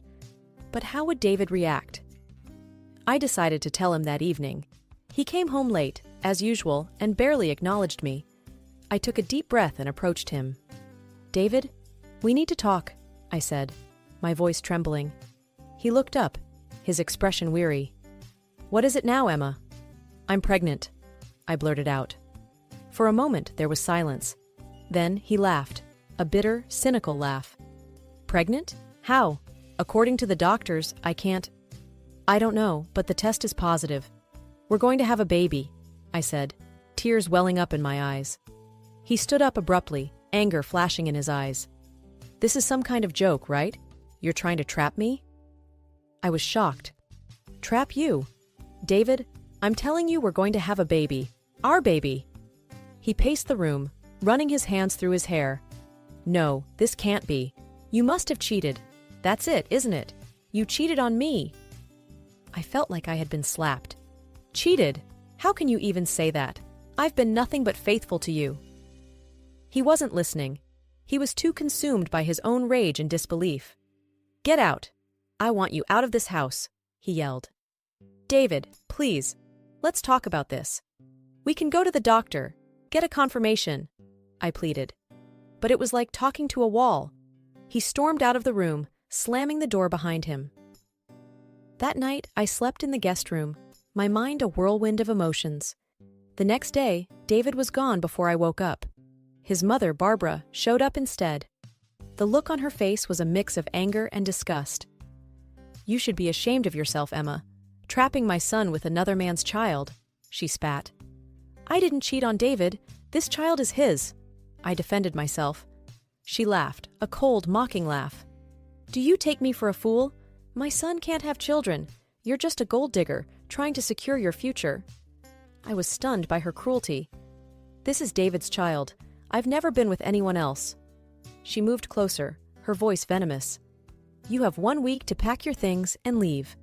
And don't even think about asking for alimony or child support. You won't get a dime from us." The ultimatum from Barbara was the last straw. I knew I couldn't continue living in a house filled with resentment and accusations. It was time to take control of my life, for my sake and for the baby's. First things first, I filed for divorce. It wasn't an easy decision, but it was necessary. David and his mother tried to make it difficult. They wanted a piece of everything I had, claiming it was their right. But I had a strong case. Everything I owned, all my savings and property, were mine long before David entered my life. Their attempts to grab what wasn't theirs failed miserably. As for alimony, I didn't ask for a penny. I wanted no financial ties to David. No reason for him or his mother to interfere in my life again. I was determined to start anew, free from their toxicity. I found a modest apartment, not too fancy, but cozy enough to be a fresh start. Packing up my things from the house was bittersweet. Every photo, every piece of furniture had a memory attached to it, but I was ready to leave them behind. The day I moved out, David was conspicuously absent. Maybe he couldn't face me, or perhaps he just didn't care. Either way, it didn't matter. I left the keys on the counter and closed that chapter of my life. The first few nights in my new apartment were the hardest. The silence was overwhelming, and the reality of my situation often brought me to tears. But I found solace in the little life growing inside me. Talking to my unborn child became a nightly ritual, filling the emptiness with hope and love. Gradually, life in my new apartment started to feel less like a refuge and more like a home. I found comfort in my routine, and the bond with my unborn child grew stronger each day. One afternoon, as I was sorting through some old things, I found a photo of David and me from happier times. A pang of sadness hit me, but it was quickly replaced by a sense of relief. That chapter of my life was over. Then my phone rang. It was David. "Emma, I've received the divorce papers," he said, his voice emotionless. "I'm glad they reached you.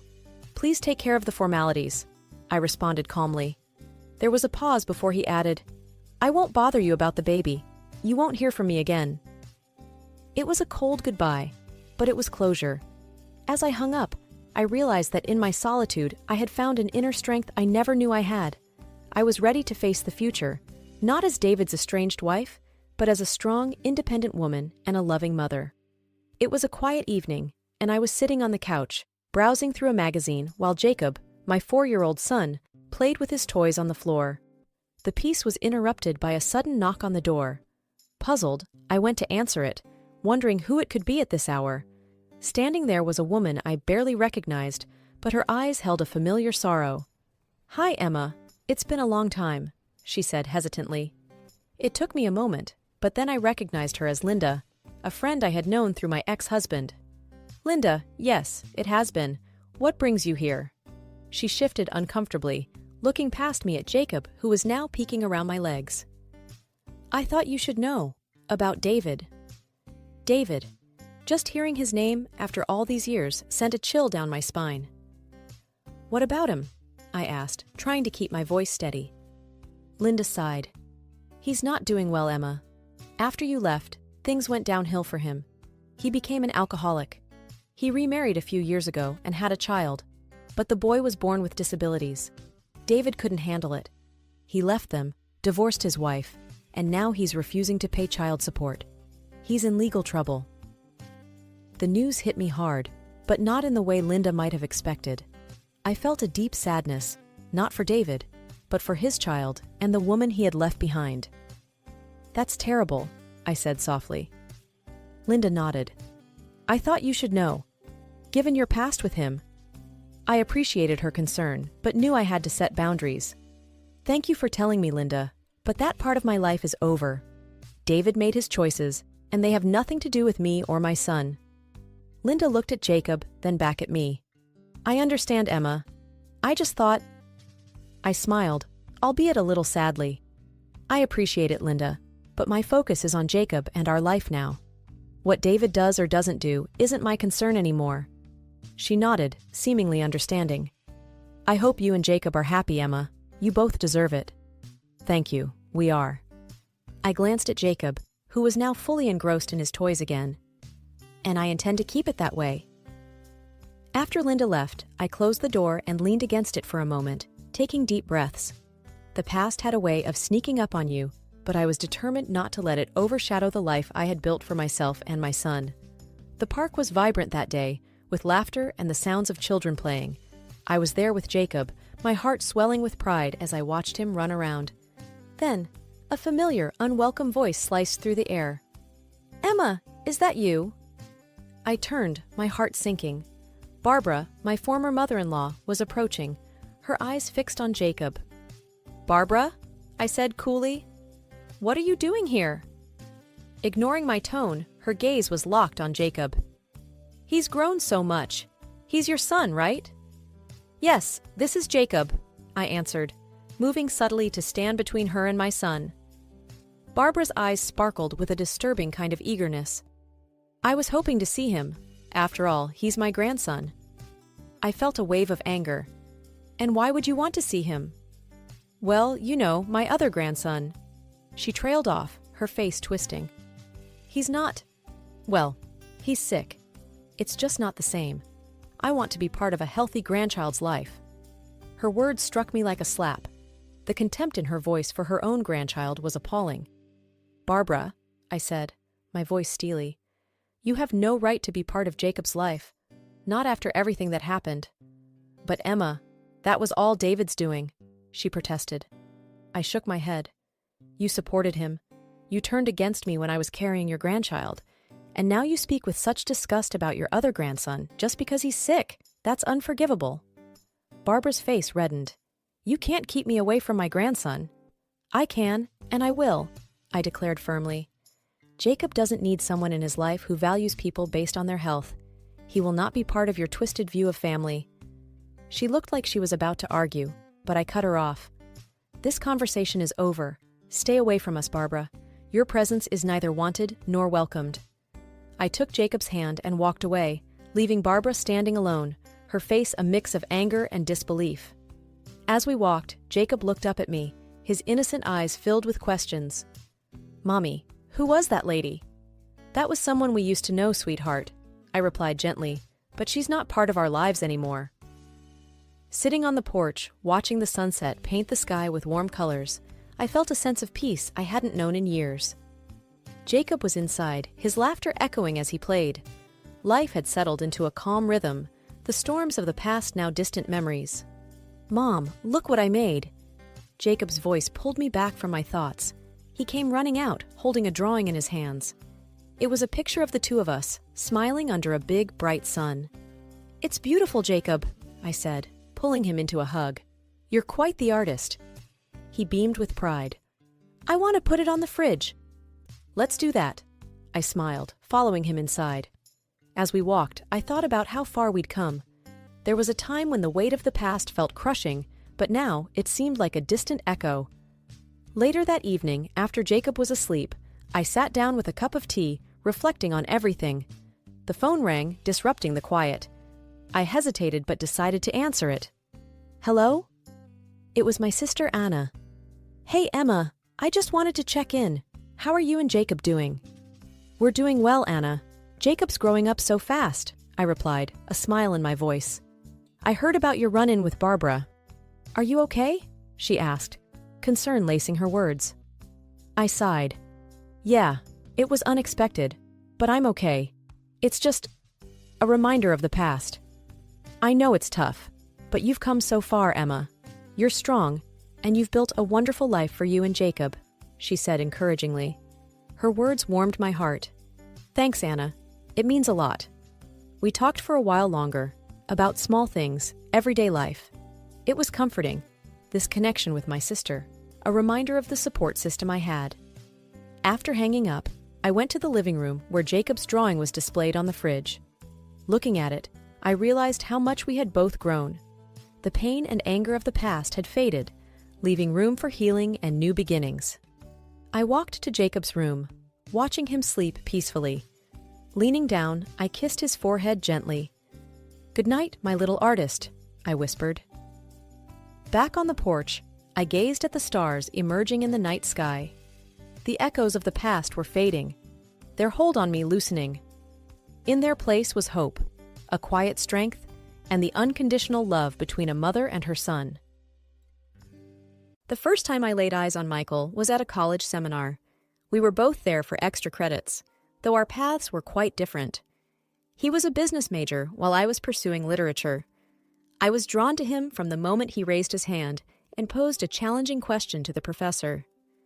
After class, we found ourselves at the same coffee shop, and from there, it just seemed like the universe wanted us to be together.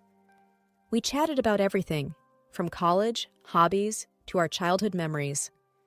I come from a pretty strict background, he mentioned, taking a sip from his cup. My parents are deeply religious. I remember shrugging. So? My parents are free thinkers. They always taught me to question everything. Michael laughed. Sounds like we're from different planets. But despite our differences, there was an undeniable chemistry. We began to see each other more frequently, studying together and exploring the city during the weekends. About 2 years into our relationship, we decided to move in together. It was a practical decision. Our apartments were far from the university, and sharing a place made sense. Plus, we were inseparable by then. However, when Michael broke the news to his parents, it wasn't received well. At a dinner at their house, Mrs. Davis, Michael's mother, was the first to voice her concerns. Living together before marriage? Michael, you know how we feel about that. Michael shifted uncomfortably in his seat. Mom, times have changed. It's not a big deal. Mr. Davis chimed in. In our house it is. You're living in sin. I could feel the weight of their stares. Wanting to ease the tension, I said, We respect your beliefs, but this is our decision. We're adults. Mrs. Davis sighed. It's just not the way we raised you. Michael took my hand. Lizzie and I love each other. We want to start our life together, and I hope you can support that. The evening ended on a somber note, but Michael and I were firm in our decision. We found a cozy apartment close to campus and moved in. Days turned into weeks, weeks into months. Our bond grew stronger, but the strain with his parents was always in the background, like an old radio playing a sad tune. One evening, as we were settling into our new life, there was a knock on the door. It was Mrs. Davis, holding a pie. I thought I'd come by and see how you two are doing, she said, looking around with a critical eye. We're doing great, Mrs. Davis, I replied, trying to be cordial. She sat down, placing the pie on the table. This is all temporary, right? You'll get married soon? Michael cleared his throat. We haven't decided that yet, Mom. As days turned into weeks and weeks into months, the constant pressure from Michael's parents started to weigh on us. Our once carefree dates and movie nights began to have a shadow, the looming expectation of marriage. One evening, while we were making dinner together in our tiny kitchen, Michael broached the subject. Lizzie, have you ever thought about, having a wedding? I looked up from chopping the vegetables, surprised. Like, for us? Are you proposing? He smiled awkwardly, rubbing the back of his neck. Not exactly. I mean, yes, I want to marry you someday, but right now, it's more about my parents. Maybe if we had a ceremony, they'd back off? I sighed. So you're saying a wedding without the legal paperwork? He nodded. Just a thought. We can invite friends, make it a fun day. My parents get their wedding, and we get some peace. It wasn't the romantic proposal I'd imagined, but I understood his reasoning. All right, I said slowly. But on one condition, we do it our way. No big church wedding, just something small and intimate. Michael grinned, relief evident on his face. Deal. The next few weeks were a whirlwind of preparations. We chose a beautiful outdoor venue, invited our close friends and family, and planned a simple but heartfelt ceremony. When we broke the news to his parents, their reaction was surprisingly subdued. An outdoor wedding? Mrs. Davis asked, raising an eyebrow. Well, it's unconventional, but if it means you two are taking the next step, I suppose we can support it. Mr. Davis added, As long as you're committed to each other, that's what matters. The day of the wedding was sunny and bright. I wore a simple white dress, and Michael looked dashing in his suit. Our friends cheered, and even Michael's parents seemed genuinely happy. During the reception, Mrs. Davis pulled me aside. Lizzie, I want to apologize, she began, her voice soft. I know we've been hard on you two, but seeing you together today, I realize that love is what truly matters. I smiled, touched by her words. Thank you, Mrs. Davis. That means a lot. The day ended on a high note, with everyone dancing and celebrating our love. It felt like we had finally won Michael's parents over, and I hoped this would be a fresh start for us. But as days passed, their daily visits began. They'd drop by unannounced, often with unsolicited advice or thinly veiled criticisms. It was as if the wedding had given them a free pass to interfere in our lives. One evening, as Michael and I were unwinding after a long day, there was a knock at the door. Opening it, I found Mrs. Davis holding a casserole dish. Just thought I'd drop off some dinner, she said, with a smile that didn't quite reach her eyes. Thanks, I replied, taking the dish. But you don't have to do this. She waved a hand dismissively. It's no trouble. I just thought, since you're always so busy, you might not have time to cook. I forced a smile, sensing the underlying judgment. We manage, but thanks anyway. As the door closed, I sighed deeply. Michael wrapped an arm around me. It'll be okay, he whispered. It started with the subtle comments, the not-so-innocent questions. Why is the house so messy? Or, have you considered cooking something more nutritious? Mrs. Davis would ask, her tone dripping with faux concern. One day, I came home from work, exhausted, to find her in our living room, reorganizing our bookshelves. "Mrs. Davis, what are you doing?" I asked, taken aback. She looked up, as if it was the most natural thing in the world. "Just thought I'd help tidy up a bit. These shelves looked so cluttered." Michael entered from the kitchen, holding 2 cups of tea. "Mom's just helping out, Lizzie," he said, trying to play mediator. I took a deep breath, my patience waning. "This is our home, Michael. We didn't ask for help." Mrs. Davis pursed her lips, her eyes watering. "I'm just trying to be helpful. After all, now we're family." Days like these became more frequent. They'd pop by without notice, giving advice we never asked for, criticizing decisions we'd made together as a couple. It was clear they no longer saw boundaries. One evening, after a particularly trying visit from his parents, Michael and I sat down for a heart-to-heart. "Michael, this has to stop," I began, my voice trembling with frustration. "I can't live like this, feeling like I'm constantly being judged in my own home." He ran his fingers through his hair, looking equally stressed. "I know, Lizzie. It's just, they're my parents. I don't know how to tell them to back off without hurting their feelings." I replied, "But what about our feelings? Our peace of mind? We can't keep sacrificing that for them." A week later, we invited them over for dinner, deciding to address the issue head-on. The evening started off pleasantly enough. We chatted about work, friends, and the latest news. But as the main course was served, I took a deep breath and dove in. "Mrs. Davis, Mr. Davis, we invited you over because there's something we need to discuss," I began, trying to keep my voice steady. Mr. Davis looked up, his fork pausing mid-air. "What's the matter?" I exchanged a glance with Michael, who nodded in encouragement. "It's about the frequent visits and, well, the constant input on our lives." Mrs. Davis looked taken aback. "We're just trying to help." Michael took over. "Mom, Dad, we appreciate that you care, but it's becoming overwhelming. We need some space to live our lives, make our mistakes, and grow together." Tears formed in Mrs. Davis's eyes. "After all we've done for you, this is how you repay us?" Mr. Davis added, his voice stern. "We're just looking out for you. It seems Lizzie here doesn't appreciate family." I felt a pang of guilt, but stood my ground. It's not about appreciation. It's about respect, respecting our boundaries and our choices. The room grew silent, the tension palpable. Mrs. Davis dabbed at her eyes with a napkin, her shoulders shaking. "We just wanted to be part of your lives. I never thought it'd come to this." Michael looked torn, his loyalty divided, but he held firm. "Mom, we love you, but this is our life. We need you to understand that." The evening ended with Mrs. Davis in tears, Mr. Davis looking disappointed, and an unspoken agreement that things had to change. As they left, I felt a mix of relief and dread, wondering what the future held for our relationships. Days after the confrontation, the house felt unusually quiet.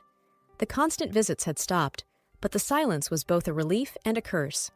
Every time the doorbell rang or there was a knock, my heart would race, expecting it to be Michael's parents. But it never was.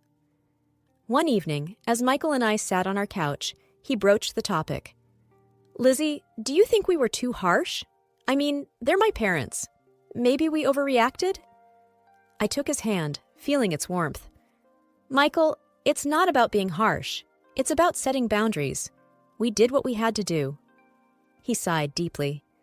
"I know, it's just hard. I never imagined being in this situation with them." As days turned into weeks, we began to feel the weight of our decision.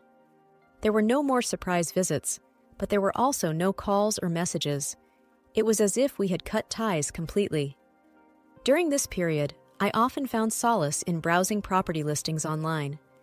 One day, as I was scrolling through, a beautiful house in a neighboring town caught my eye. It had a large garden, a spacious living area, and most importantly, it was far away from our current life. "Michael, come look at this," I called out. He joined me, peering at the screen. "Wow, it's beautiful. But why are you looking at houses?" I hesitated, choosing my words carefully. I was thinking, maybe it's time for a fresh start, somewhere new, where we can create our own memories, away from all this drama. He looked surprised. You mean move? Leave everything behind? I nodded. It's drastic, I know, but maybe it's what we need. We discussed it at length, weighing the pros and cons. The idea of starting anew was enticing, but also terrifying. Yet, the more we talked, the more it felt right. A few weeks later, we visited the house. It was even more beautiful in person, and the neighborhood seemed perfect. After much consideration, I decided to use the money I had inherited from my grandmother to buy it. The day we signed the papers, I felt a mix of emotions. Excitement for the new beginning, but also sadness for what we were leaving behind. The move went smoothly, and soon we were settling into our new home. It felt like a dream. The peace and quiet were just what we needed. One evening, as we were enjoying a quiet dinner in our new dining room, Michael said, "Lizzie, I think this was the best decision we ever made." I smiled, feeling content. I think so too. The first few months in our new home were like a dream. The mornings were quiet, filled with the chirping of birds, and the evenings brought a calm, tranquil energy. Michael and I fell into a comfortable routine, enjoying the privacy and peace that our new surroundings provided. The past seemed like a distant memory, and the tension that once surrounded our lives had all but disappeared. Until one fateful day. I was in the kitchen, preparing dinner, when the doorbell rang. Michael went to answer it. I heard murmurs, and then a familiar voice. My heart sank. It was Mrs. Davis. I walked to the entrance, my face revealing my shock. There they were, Mrs. and Mr. Davis, suitcases in tow, standing at our doorstep. "Mom? Dad? What are you doing here?" Michael asked, his voice filled with surprise. Mrs. Davis smiled, a bit too sweetly. "We missed you, dear, and we thought, why not pay a visit?" I tried to keep my composure. "It's unexpected." Mr. Davis chimed in. "We just wanted to see where our son is living now. Is that so wrong?" Michael seemed torn. "Of course not, but a heads up would have been nice." Mrs. Davis looked around, her eyes scanning our home. "Oh, what a lovely place you have here. Much nicer than the old one." I bristled but said nothing. The visit turned into a stay. One night became 2, then 3. They began to settle in, making themselves comfortable, much like they had in our previous home. One evening, after dinner, I pulled Michael aside. "Michael, we can't go down this road again. We moved to escape this." He sighed. "I know, Lizzie, but they're my parents. I can't just throw them out." "Then what? Let them take over our lives again?" Mrs. Davis, who seemed to have overheard our conversation, walked over, her eyes welling up with tears. "Is that how you feel, Michael? That we're a burden?" Michael looked helplessly at me, then back at his mother. "Mom, it's not like that. We just wish you had told us you were coming." She sniffled. "We just wanted to be close to our son, but it seems we're not welcome here either." I had a sinking feeling when I heard Michael's parents mention they'd made a decision about their living situation. The two of us had recently been discussing the matter privately, hoping to find a delicate way to address the issue. Now, it seemed the matter was going to be thrust into the open. "Lizzie, Michael," Mr. Davis began, "we have some news." Michael shifted in his seat, already sensing what was coming. "Go on," he prompted. Mrs. Davis, trying to sound cheerful, said, "We've sold our house. We realize there's no need for it when we have such a lovely family home here with you two." My eyes widened in shock. "You did what?" "We wanted to be closer to you both," Mr. Davis explained, looking earnest. Mrs. Davis looked hurt. "We are family. Why wouldn't you want us here?" I took a deep breath and said what I'd wanted to say for a long time. "This house, it's mine. It's not owned jointly by Michael and me. It's in my name only." I retrieved a file from the study, showing them the ownership documents. Mrs. Davis looked at the papers and then back at me, clearly stunned. "But you're married. What's yours is Michael's and vice versa." I smiled triumphantly. "That's where you're mistaken. We held a wedding ceremony, yes, but Michael and I never legally married. We never signed any official documents, so Technically, you're not my in-laws." The weight of my words seemed to hang in the air. Mrs. Davis's face turned a shade paler, her eyes widening in disbelief. Mr. Davis looked from me to Michael, seeking some form of denial. Michael took my hand, signaling his support. "It's true, Mom and Dad. We thought you'd be more accepting if we had a ceremony, but we never felt the need to get the state involved in our relationship." Mrs. Davis began to sob. "So, you deceived us? And now you're throwing us out?" The room was heavy with tension after the bombshells were dropped. Michael's parents were clearly taken aback, but it wasn't long before the shock turned into outrage. "So, you tricked everyone with a sham wedding? And you think that makes everything all right?" Mrs. Davis's voice had a hint of venom. Michael sighed. "It wasn't about tricking anyone. It was about the way we wanted to live our lives. The ceremony was for us, and those who wanted to celebrate our love." Mrs. Davis's face turned a shade redder. "You dare defy the sanctity of marriage, live together in sin, and then mock us with a fake wedding." "I've had enough," Mr. Davis declared, standing up suddenly. "You, young lady, are nothing but a sinner and a witch, trying to pull my son away from his family, his values." I was taken aback by the fierceness of their reaction, but I wouldn't let them intimidate me. "I have not taken Michael from anyone. He's made his own choices, and it's high time you respect them." Mrs. Davis's eyes were filled with tears, but her voice was stern. "Michael, come home with us. Leave this woman. She's done nothing but pull you into her web of deceit." Michael, ever the calm in the storm, replied, "Mom, Dad, I love you both, but my place is here, with her. She's been nothing but kind and understanding, even when you both haven't been. You can't just demand I leave her." "You're choosing her over us?" Mr. Davis's voice was a mix of anger and disbelief. "I'm choosing to live my life on my terms," Michael asserted. The room went silent for what felt like an eternity. The air was thick, every breath heavy. Mrs. Davis's face was a mask of hurt and betrayal. "Very well," she said, her voice cold. "But remember this, you're turning your back on your family, on your faith, all for her." "I'm not turning my back on anyone," Michael said. "I just wish you'd see that." Mrs. Davis's eyes were hard, her voice bitter. "Let's go," she said to her husband, not giving either of us another glance. And with that, they left, leaving behind a wake of hurt, confusion, and uncertainty. I looked at Michael, his face a mirror of my own feelings. We both knew that things had changed irrevocably, and there was no going back. A few days after the confrontation, as I was heading back from work, my neighbor, Mrs. Carlson, called out to me. She was an older lady, known for her daily walks and her uncanny ability to know everyone's business. "Did you hear about the Davis family not selling their house?" she asked with a knowing look. I paused, taken aback. "What do you mean?" She leaned closer, lowering her voice. "They never put their house on the market. I heard from Susan, who heard from Janice, who works at the town's real estate office. There's no record of the Davis property being up for sale." I felt a knot form in my stomach. Were they lying to us all this time? When I got home, I shared the information with Michael. He looked shocked. "I can't believe they'd lie to us. What were they trying to achieve?" We both knew the answer. They wanted to manipulate the situation to their advantage. The realization was a hard pill to swallow. All this time, while we tried to understand and accommodate them, they had been playing a game. Michael sighed deeply, rubbing his temples. This changes things. It's one thing to have disagreements, but outright deception? That's something else entirely.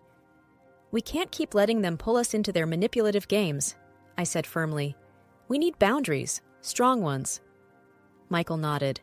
You're right. We can't continue like this. It's unhealthy for us and for our relationship.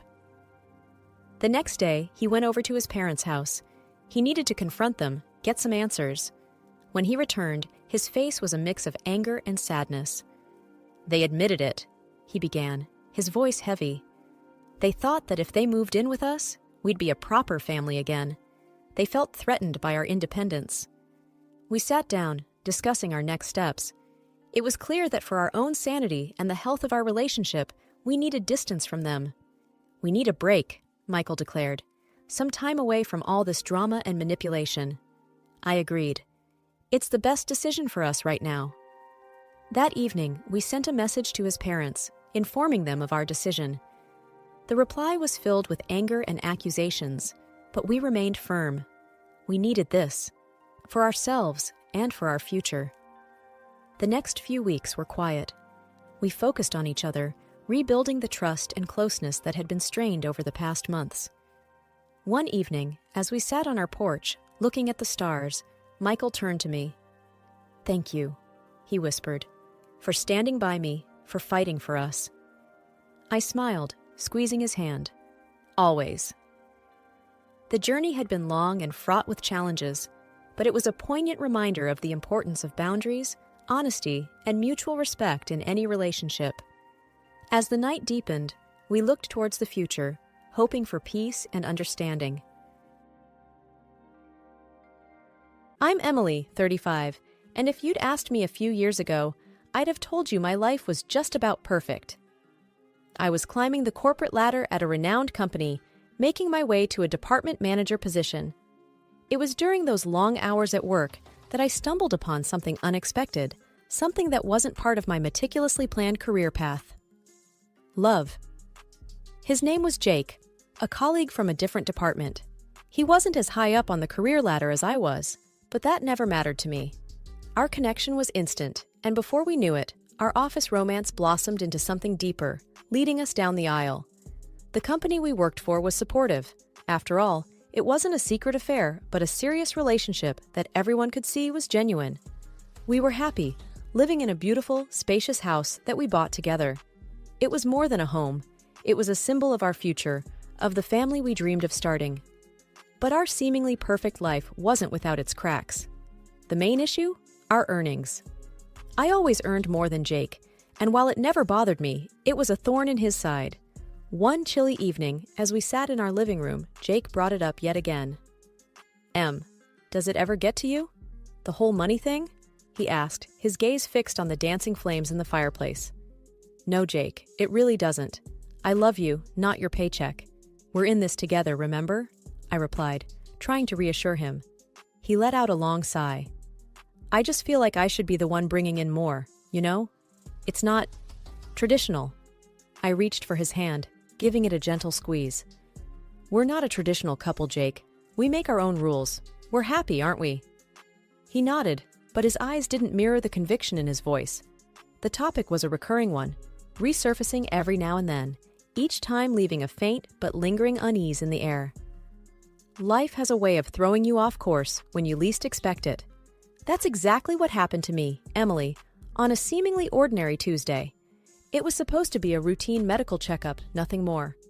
I sat there in the sterile doctor's office, fidgeting with the hem of my shirt, waiting for the usual all clear.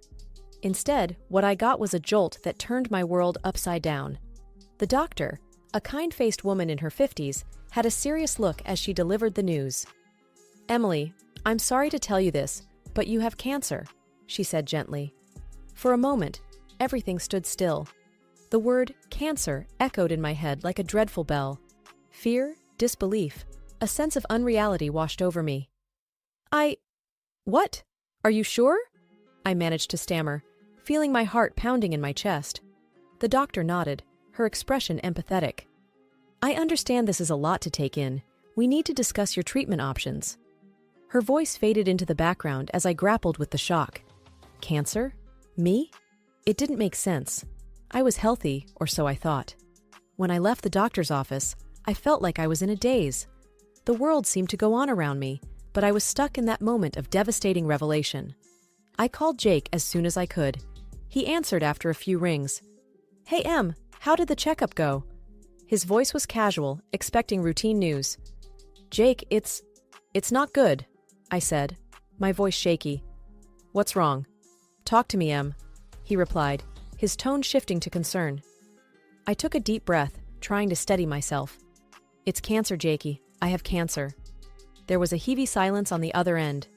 Then, "Oh God, Em, I'm so sorry. Are you okay? Where are you?" "I'm still at the clinic. I'm not okay, Jakey. I'm scared," I admitted, feeling a lump forming in my throat. "I'll come right over. We'll face this together, Em. You're not alone," he said firmly. Hearing his words, a small flicker of hope ignited within me. Maybe, just maybe, we could get through this nightmare together. The following days were a blur of appointments, tests, and consultations. I started my treatment, which included chemotherapy. It was exhausting, both physically and emotionally. Jake was supportive at first, accompanying me to my sessions, holding my hand, trying to be strong for both of us. But as the treatments took a toll on me, I noticed a change in Jake. His visits became less frequent. His reassurances felt more forced. Whenever I asked him why he couldn't come, he always had the same excuse. "Work is just crazy right now, Em. I'm so tired by the end of the day," he'd say over the phone. I tried to understand, to be sympathetic. After all, he was dealing with this in his own way, too. But deep down, I couldn't shake off the feeling of growing distance, the creeping sense of loneliness that started to envelop me. In those moments of solitude and struggle, I found an unexpected source of strength. My parents and my best friend, Lisa. They were my rocks, calling me daily, visiting me whenever they could, offering words of encouragement and love. While I was trying to adjust to my new reality in the hospital, undergoing treatment and dealing with the side effects, life outside continued. I missed our home, the comfort of our bed, the little rituals Jake and I had. Despite his decreasing visits, I clung to the hope that we were still a team. One day, Lisa came to visit. She brought some magazines, my favorite snacks, and a sense of normalcy that I craved. But there was something off about her. She seemed uneasy. "Hey, what's up? You seem a bit distracted," I said, trying to read her expression. Lisa hesitated before speaking. "Emily, I don't want to worry you, but something strange happened the other day." My heart skipped a beat. "What happened?" "Well, I was walking past your house, and I heard laughter. Loud, female laughter. It sounded like there was a party or something," she said cautiously. A cold shiver ran down my spine. "A party?" But Jake didn't mention anything. Maybe he had friends over. Lisa bit her lip, looking uncomfortable. "I don't know, Emily. It just felt weird. And I haven't seen Jake around much lately. I'm worried there might be someone else." Her words hit me like a ton of bricks. I didn't want to believe it, but the seeds of doubt were planted. Was Jake seeing someone else while I was stuck here, fighting for my life? "I need to know, Lisa.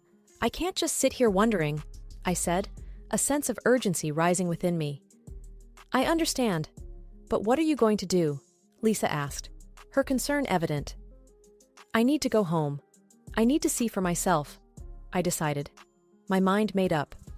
"But Emily, your treatment—" "I know. But I can't ignore this." "I have to know the truth," I interrupted, feeling a mix of anger, betrayal, and fear. Lisa helped me arrange for an early discharge. The doctors weren't thrilled, but my recent results were promising, and they agreed under the condition that I would continue my treatment on an outpatient basis. The drive home was nerve-wracking. Every possible scenario played out in my mind. I was scared of what I might find, yet I needed answers. As we pulled up to the house, everything looked normal from the outside. But the moment we stepped in, it was clear something was off. The place felt different, like it wasn't ours anymore. We heard voices coming from the living room. My heart pounded in my chest as we walked in, bracing for what we might find. To my utter shock, there was a couple sitting there, looking as surprised to see us as we were to see them. "Who are you? What are you doing in my house?"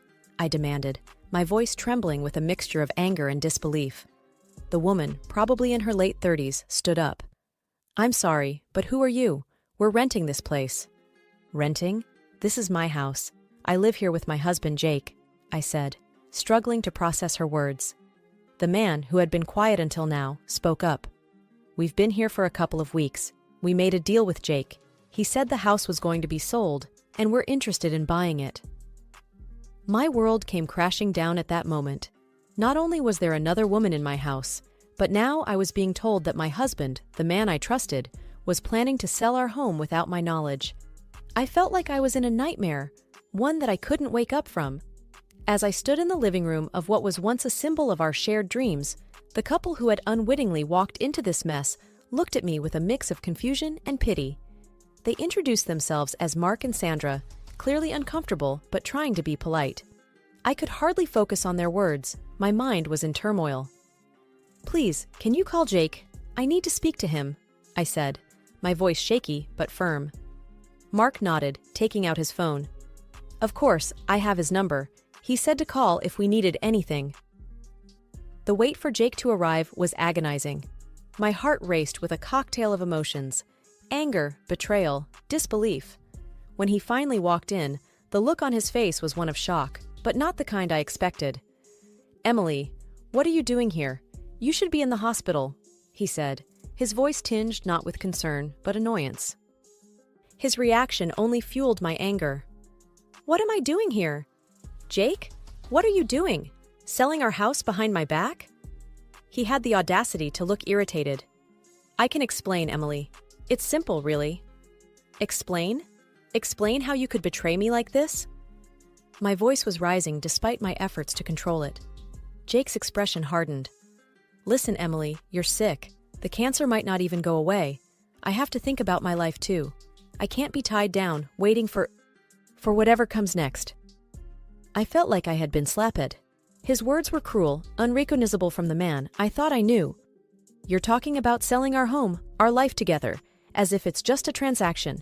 Is this really you, Jake?" Disbelief and hurt were evident in my voice. He shrugged, a cold look in his eyes. "It's practical, Emily. You're not going to make it, and I need the money to build my life. Besides, I would get this house anyway if you know." His words were like a knife twisting in my gut.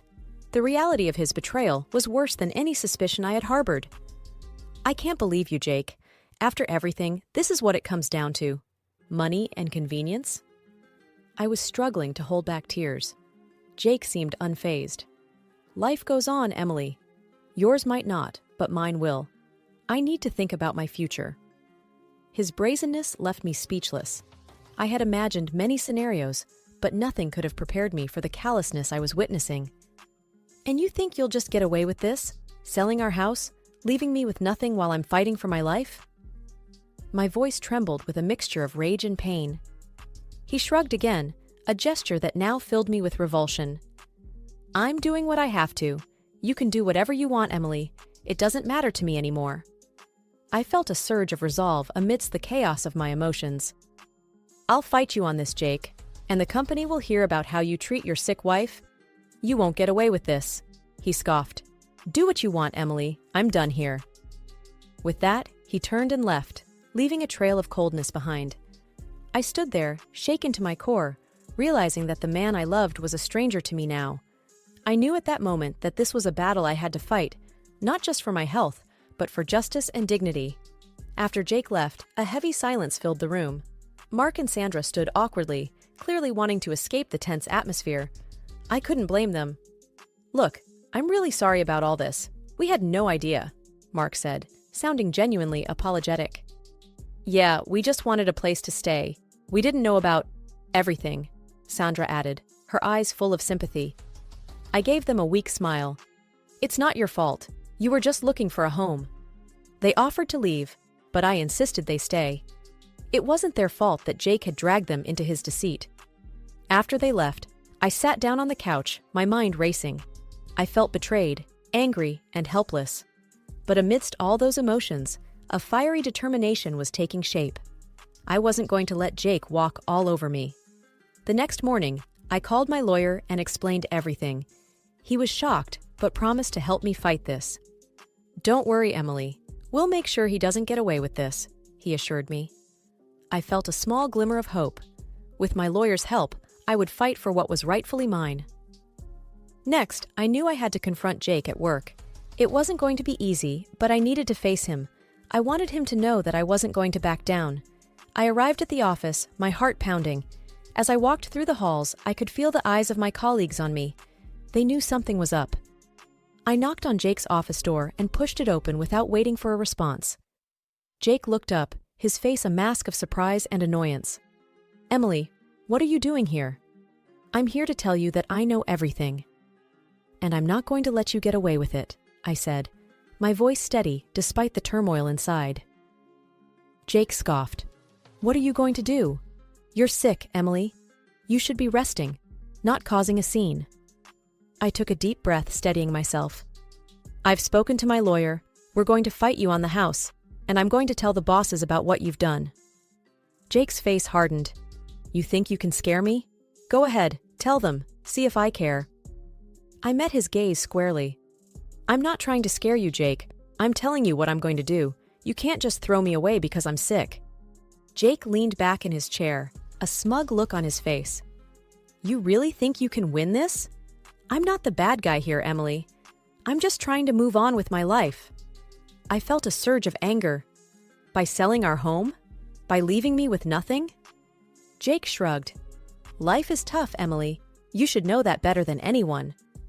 I shook my head, disgusted. "I can't even recognize you anymore, Jake. You're not the man I married." Jake's expression didn't change.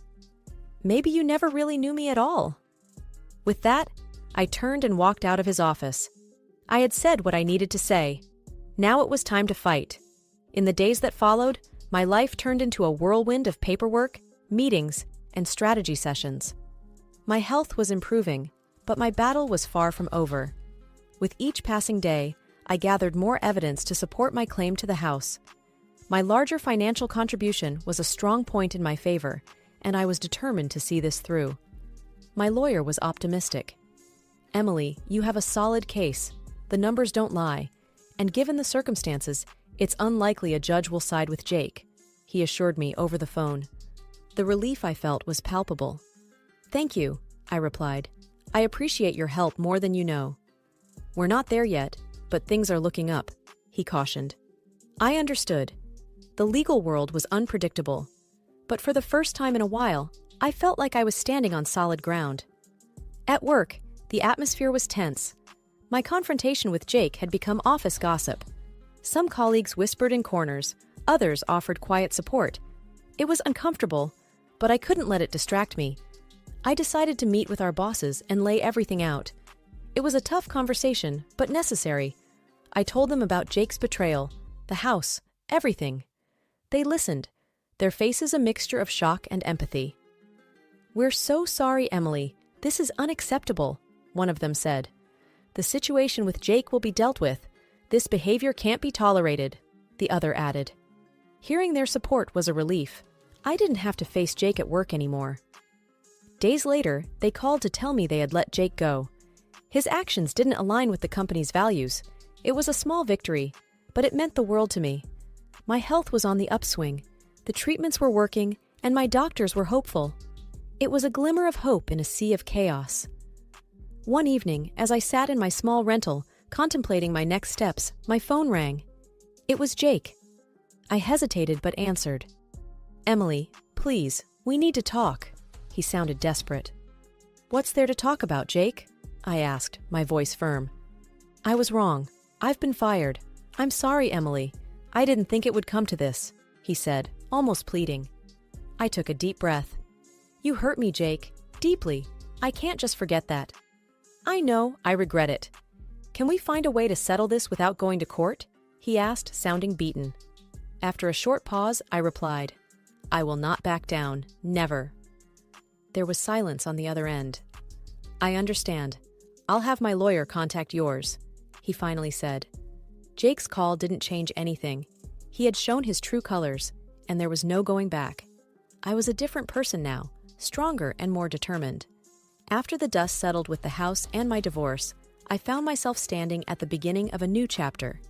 It was a strange feeling, like stepping into the unknown after a long, turbulent journey. My health was improving, but the road to full recovery was still ahead of me. One afternoon, I was at the clinic for a checkup. The waiting room was quiet, just the hum of the air conditioner filling the space. When the nurse called my name, I followed her to the examination room. Dr. Simmons, my oncologist, greeted me with a warm smile. "Good to see you, Emily. How are you feeling?" "Better, thank you," I replied, taking a seat. "That's what we like to hear," he said, going over my chart.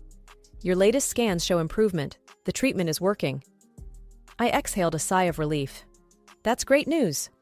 "Yes, but remember, it's a long road. You need to take care of yourself, he reminded me. I know, and I will, I assured him. He nodded, satisfied. Good. We'll keep monitoring your progress. Leaving the clinic, I felt a mix of emotions. Hope, certainly, but also a sense of responsibility. This was my life, and I had to take charge of it. Back at work, I threw myself into my projects. It was a distraction, but also a reminder that I had a purpose beyond my illness and personal troubles. One day, I was in the break room when I overheard a couple of colleagues talking. Did you hear about Jake? He's trying to get his job back, one of them said. Really? After what he did? Good luck with that, the other replied. I stayed silent, stirring my coffee. Jake's choices were his own. I had my path to follow, and it didn't include him. After work, I met up with my friend Sarah for dinner. She had been a rock throughout everything. How are you holding up? She asked as we sat down. I'm okay, taking it one day at a time, I answered. That's all you can do, and hey, you're doing amazing, she said, offering a reassuring smile. I nodded. Thanks, I couldn't have done it without your support. We're in this together, she said, raising her glass. To new beginnings.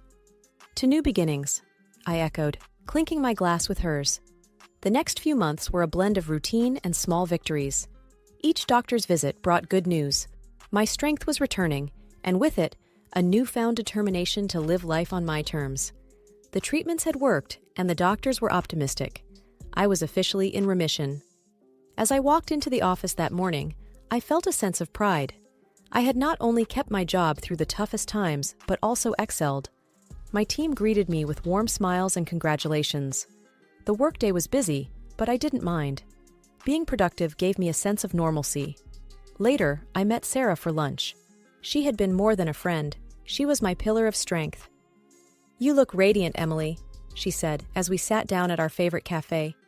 I feel it too, Sarah. It's like a new beginning, I responded, smiling. And you deserve every bit of it. So, what's next for you? She asked, sipping her coffee. I've been thinking about that. I want to give back, maybe volunteer at the cancer center. Share my story, help others. I said, the idea resonating with me more and more. That's wonderful, Emily. You'll be amazing at it, she encouraged. After lunch, I went for a walk in the park. The sun was shining and the air was fresh. I took a moment to sit on a bench and just breathe. Life was precious, and I was here, living it. As I walked back home, my phone rang. It was my boss, Mr. Thompson. Emily, good news. The board has approved your proposal for the new project, he said. That's fantastic. Thank you, Mr. Thompson. I won't let you down, I replied, excitement building up. I know you won't. Keep up the good work, he said, before ending the call. Back at home, I reflected on my journey. From the shock of my diagnosis to the betrayal and divorce, it had been a roller coaster of emotions. But here I was, standing tall. I decided to write a blog post, sharing my story with the world. As I typed, the words flowed effortlessly. It was a story of pain, resilience, and ultimately, triumph. When I hit publish, I felt a sense of liberation. My story was out there, and if it could inspire even one person, it was worth it. It was just a regular evening when I came home. The weight of the long day at work was still fresh, and my tired feet could feel every step as I climbed up to our small apartment on the third floor. The familiar scent of our home greeted me, and for a moment, I hoped for a quiet evening. But that hope was quickly shattered. As soon as I opened the door, I found Mark, my husband, lounging on the old brown couch. He had the remote in one hand and a half-empty beer in the other. The television was blaring some show or another, but Mark's focus shifted to me as soon as I stepped in. Betty, he started, not even greeting me. I want a pie tonight. I blinked in surprise. Mark, I just got back from work and I'm really tired. Can we have it tomorrow instead? He didn't look happy. You're home now, aren't you? So make a pie. It's not that hard. I sighed. I remember my mother always said to be understanding and accommodating. But sometimes it felt like it was always me doing the accommodating. Nevertheless, I headed to the kitchen, deciding that making a pie might be the quicker route to peace. The apartment wasn't big, just a single bedroom, a living area combined with a dining space and a small kitchen. I quickly gathered the ingredients, hoping to finish the pie as soon as possible. As I was rolling out the dough, Mark strolled into the kitchen. "Make sure it's apple, and none of that store-bought crust stuff." I nodded, not trusting myself to speak. We had store-bought crust, but I knew better than to use it now. I made the pie from scratch, just like he wanted. It took me a good hour to prepare everything. The aroma of the baking pie filled the apartment, and for a moment, everything felt cozy and right. I dared to hope that maybe, just maybe, this pie could be the start of a pleasant evening. But when the timer went off and I took the pie out, letting it cool on the counter, my hopes were dashed again. Mark was back in the kitchen, barely waiting for the pie to cool down before taking a big slice. After a few bites, his face contorted in displeasure. Without a word, he picked up the plate and threw the pie slice onto the floor, where it landed with a sad splat. "That was terrible," he spat out.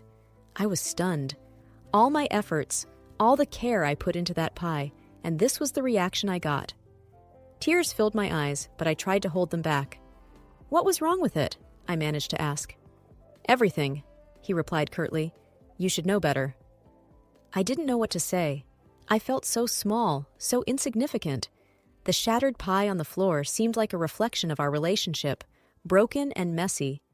Feeling defeated, I cleaned up the mess, the weight of years of unhappiness pressing down on me. It wasn't just about the pie, it was about everything. The lack of appreciation, the constant demands, the way Mark looked at me or didn't look at me. All of it. That night, I knew I needed a break. I couldn't stay in that apartment.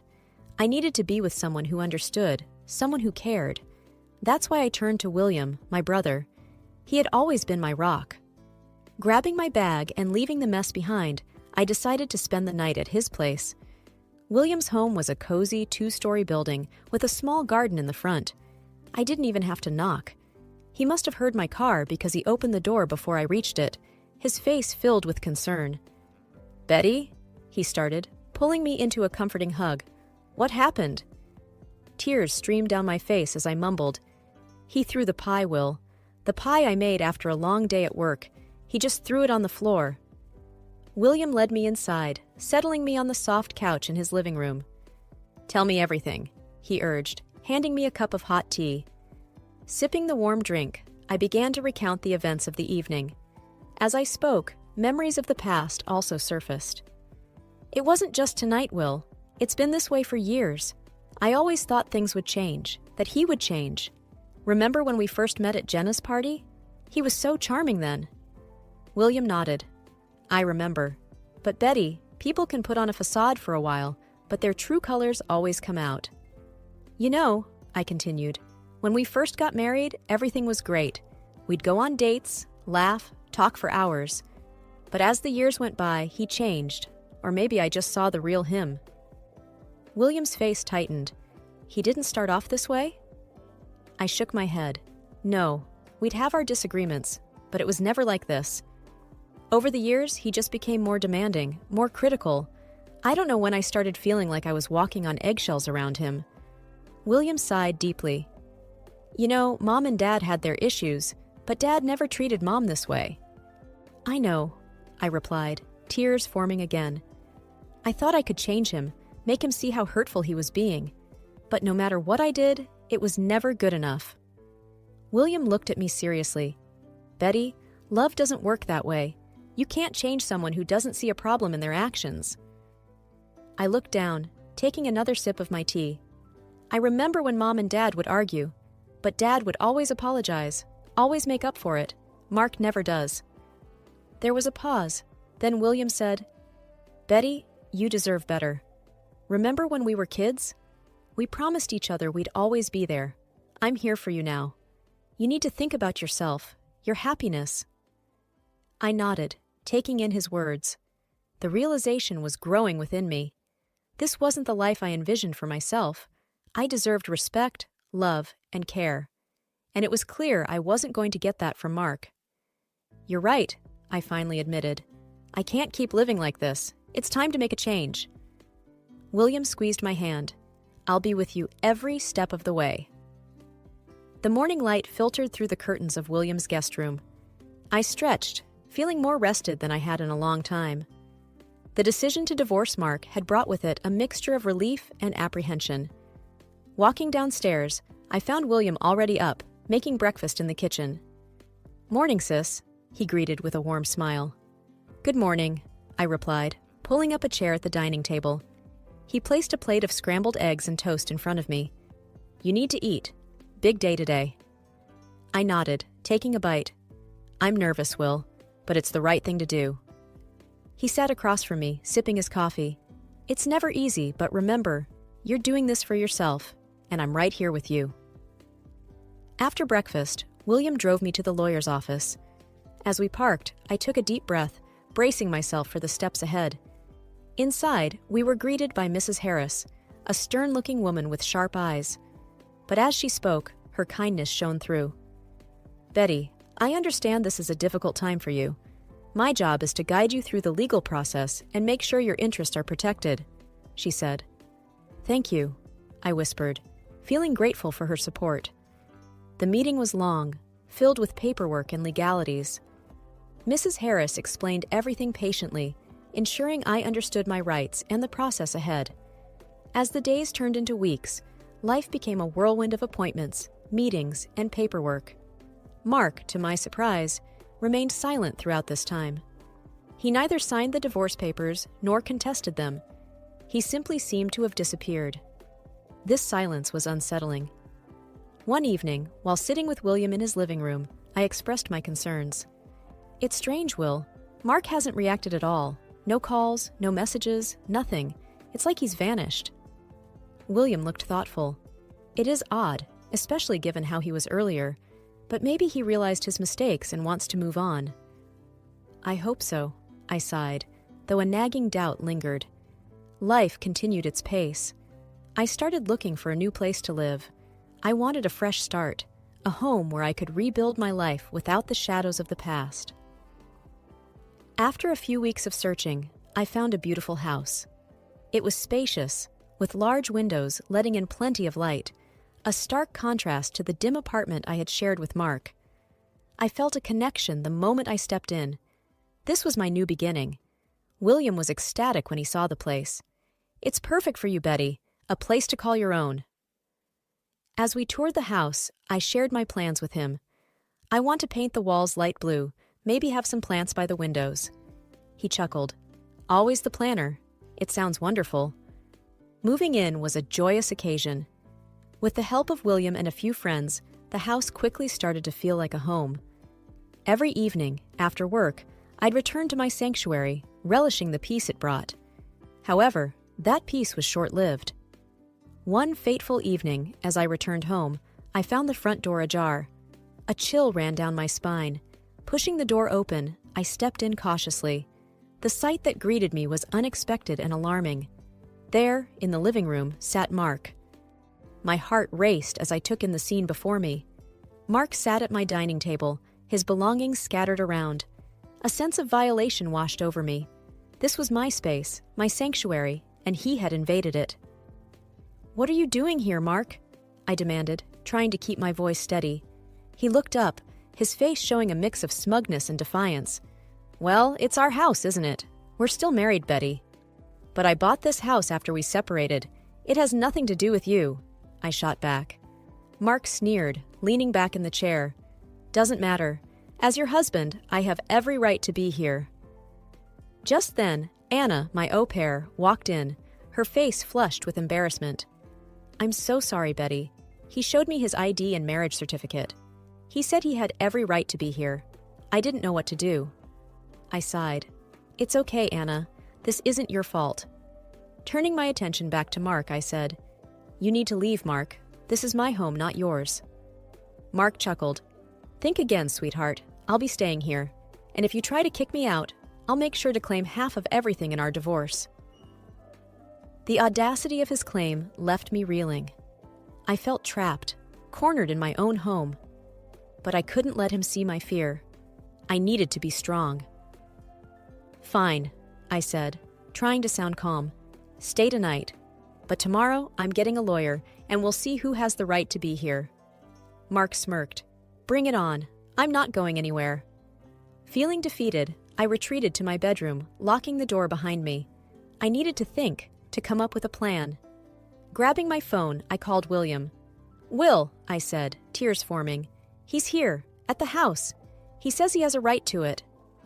William's voice was filled with anger and concern. Stay calm, Betty. I'm on my way. We'll sort this out.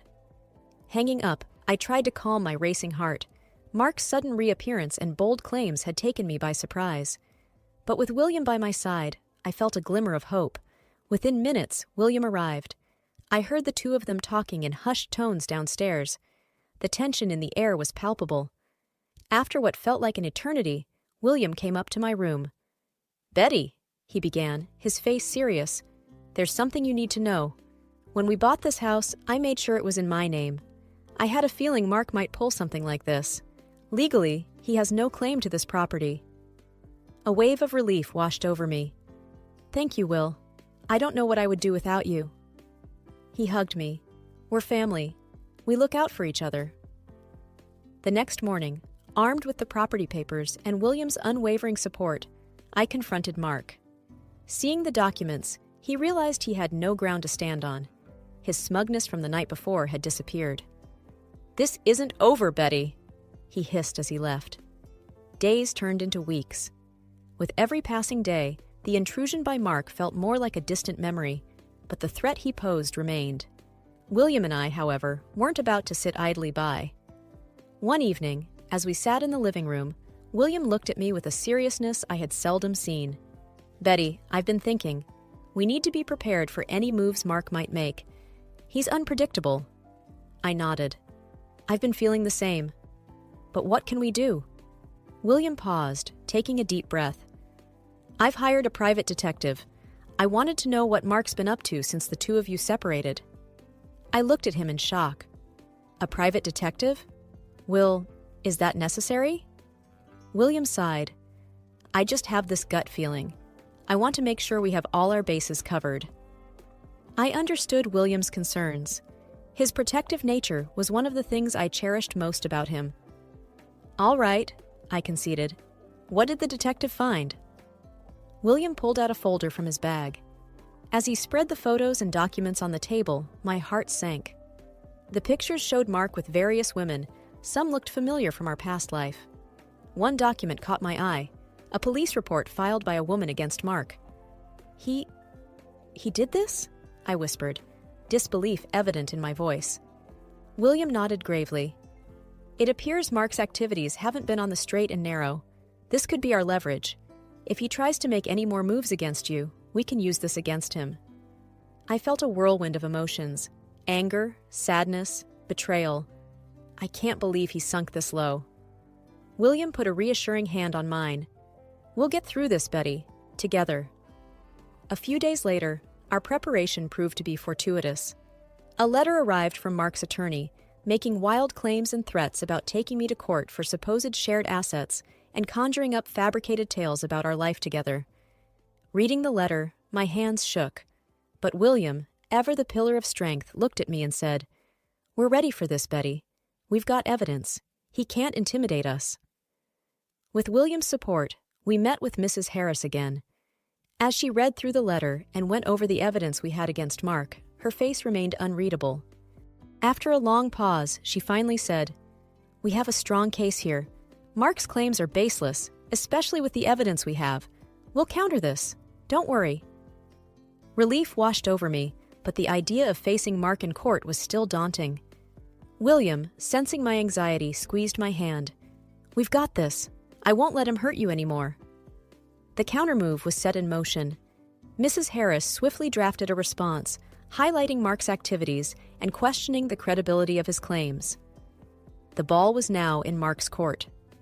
Every day after that was a game of wait and watch. William and I spent many evenings going over the possibilities, preparing for any scenario. Through it all, William's unwavering support gave me the strength to face each day. It was a rainy Tuesday evening. William and I were watching a movie when the knock echoed through the house. With a look of mutual surprise, I went to open the door. Standing there was a woman, soaked to the bone, her eyes red from crying. "Are you Betty?" she asked, her voice shaky. I nodded cautiously.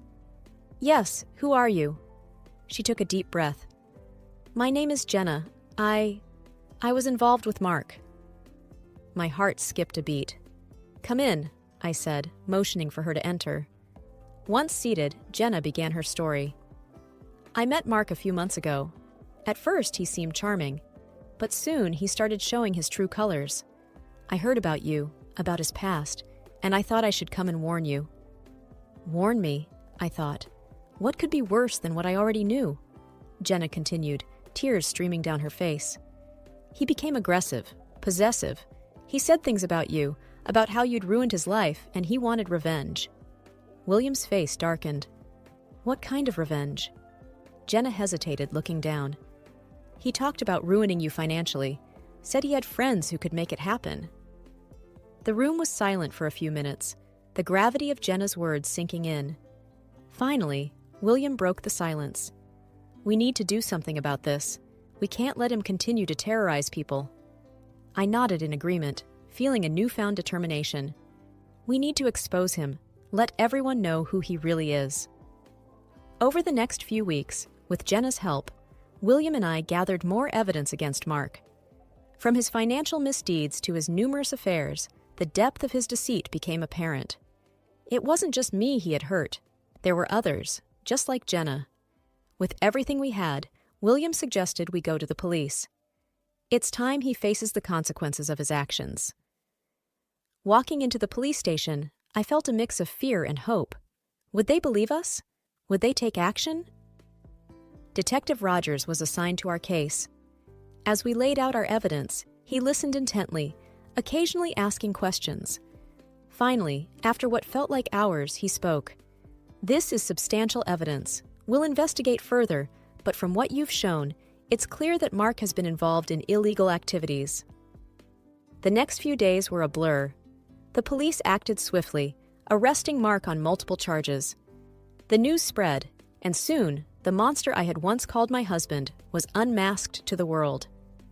Months passed after the revelation. With Mark behind bars, I should have felt safer. And while there was certainly a sense of relief, there was also the constant fear of what Mark's friends might do, those he had often bragged about, who he said would always have his back. One day, as I was returning from work, I noticed something odd. My mail was scattered all over the porch, and the front door looked like someone tried to tamper with it. Panic surged. Could this be one of Mark's allies? I immediately called William. "Will, I think someone tried to break in." "Stay calm," he replied, his voice firm. "I'll be right over." I waited inside my car until William arrived. Surveying the scene, he confirmed my suspicions. "It looks like an attempted break-in. We need to beef up your security." Over the next few days, William and I worked on improving the safety of the house, installing security cameras and an advanced alarm system. One evening, as we were testing the systems, the alarm suddenly blared. Rushing to the monitor, we saw a man skulking around the property. But before he could make any moves, the local police, alerted by the security company, arrived and apprehended him. I felt a rush of gratitude towards William. His foresight had prevented another potential disaster. The next day, Detective Rogers called. "Betty, we've got the intruder in custody. He claims he was sent by Mark, but we're still confirming the details." This confirmed my worst fears. Mark was still trying to control and hurt me, even from jail. Days later, I got a call from Jenna. "Betty, there's something you should know." She hesitated before speaking. "Mark's been reaching out to people from prison. He's been trying to spread lies about you." I gritted my teeth. "Thank you, Jenna. He won't get away with this." That evening, William had an idea. "Betty, we need to turn the tables. We've got evidence, Jenna's testimony, and a lot more. Let's go public." The next week, with the help of William's contacts, we scheduled a press conference. The media turnout was massive, with numerous reporters eager to hear my side of the story. As I stepped up to the podium, my heart pounded. "Hello, everyone. Today, I want to share my story, not just to expose Mark's cruelty, but to give hope to all those who've been in abusive relationships." I detailed everything, from our first meeting to the pie incident, to Jenna's revelations and the attempted break-in. As I spoke, the room was silent, every eye focused on me. When I finished, the questions began. "Do you believe Mark is still a threat?" I replied confidently. "Yes, but I won't let him or anyone else intimidate me any longer." Another reporter asked, "How do you feel about him now?" I paused for a moment. I pity him. For someone to have so much hate, he must be truly miserable. After the press conference, the support was overwhelming. Messages poured in from all over, many from women sharing their own experiences. It was clear that by speaking out, I had ignited a movement. That evening, as I sat with William, I felt a weight lift off my shoulders. "Thank you, Will. Today, I took back my power." William smiled warmly. "You always had it, Betty. You just needed a little push." The next morning, William dropped by. "Got some news," he said, a glint in his eyes. "Remember the intruder?" I nodded, recalling the fear of that night. How could I forget? "Well," he began, "the court has sentenced him, and with all the evidence stacked against him, he'll be locked up for a long time." Relief washed over me. "That's good to hear." "And there's more," he continued. "Mark's been transferred to a high-security prison. With his recent antics and connections, he won't be coming out anytime soon." I hugged William tightly. "Thank you for everything, for being there when I felt alone." William smiled. "Family sticks together." Weeks turned into months, and life started to regain its rhythm. I reconnected with friends, started a support group for victims of abuse, and even began dating again. On my birthday, I held a small get-together. As I looked around at the faces, William, Jenna, my new friends, and old ones, I realized how far I had come. The wounds of the past were healing, replaced by the joy of new memories. Late into the night, as everyone left, William sat down next to me. "You've done well, Betty." I looked at him, tears glistening. "With a little help from my friends." He chuckled. "Always.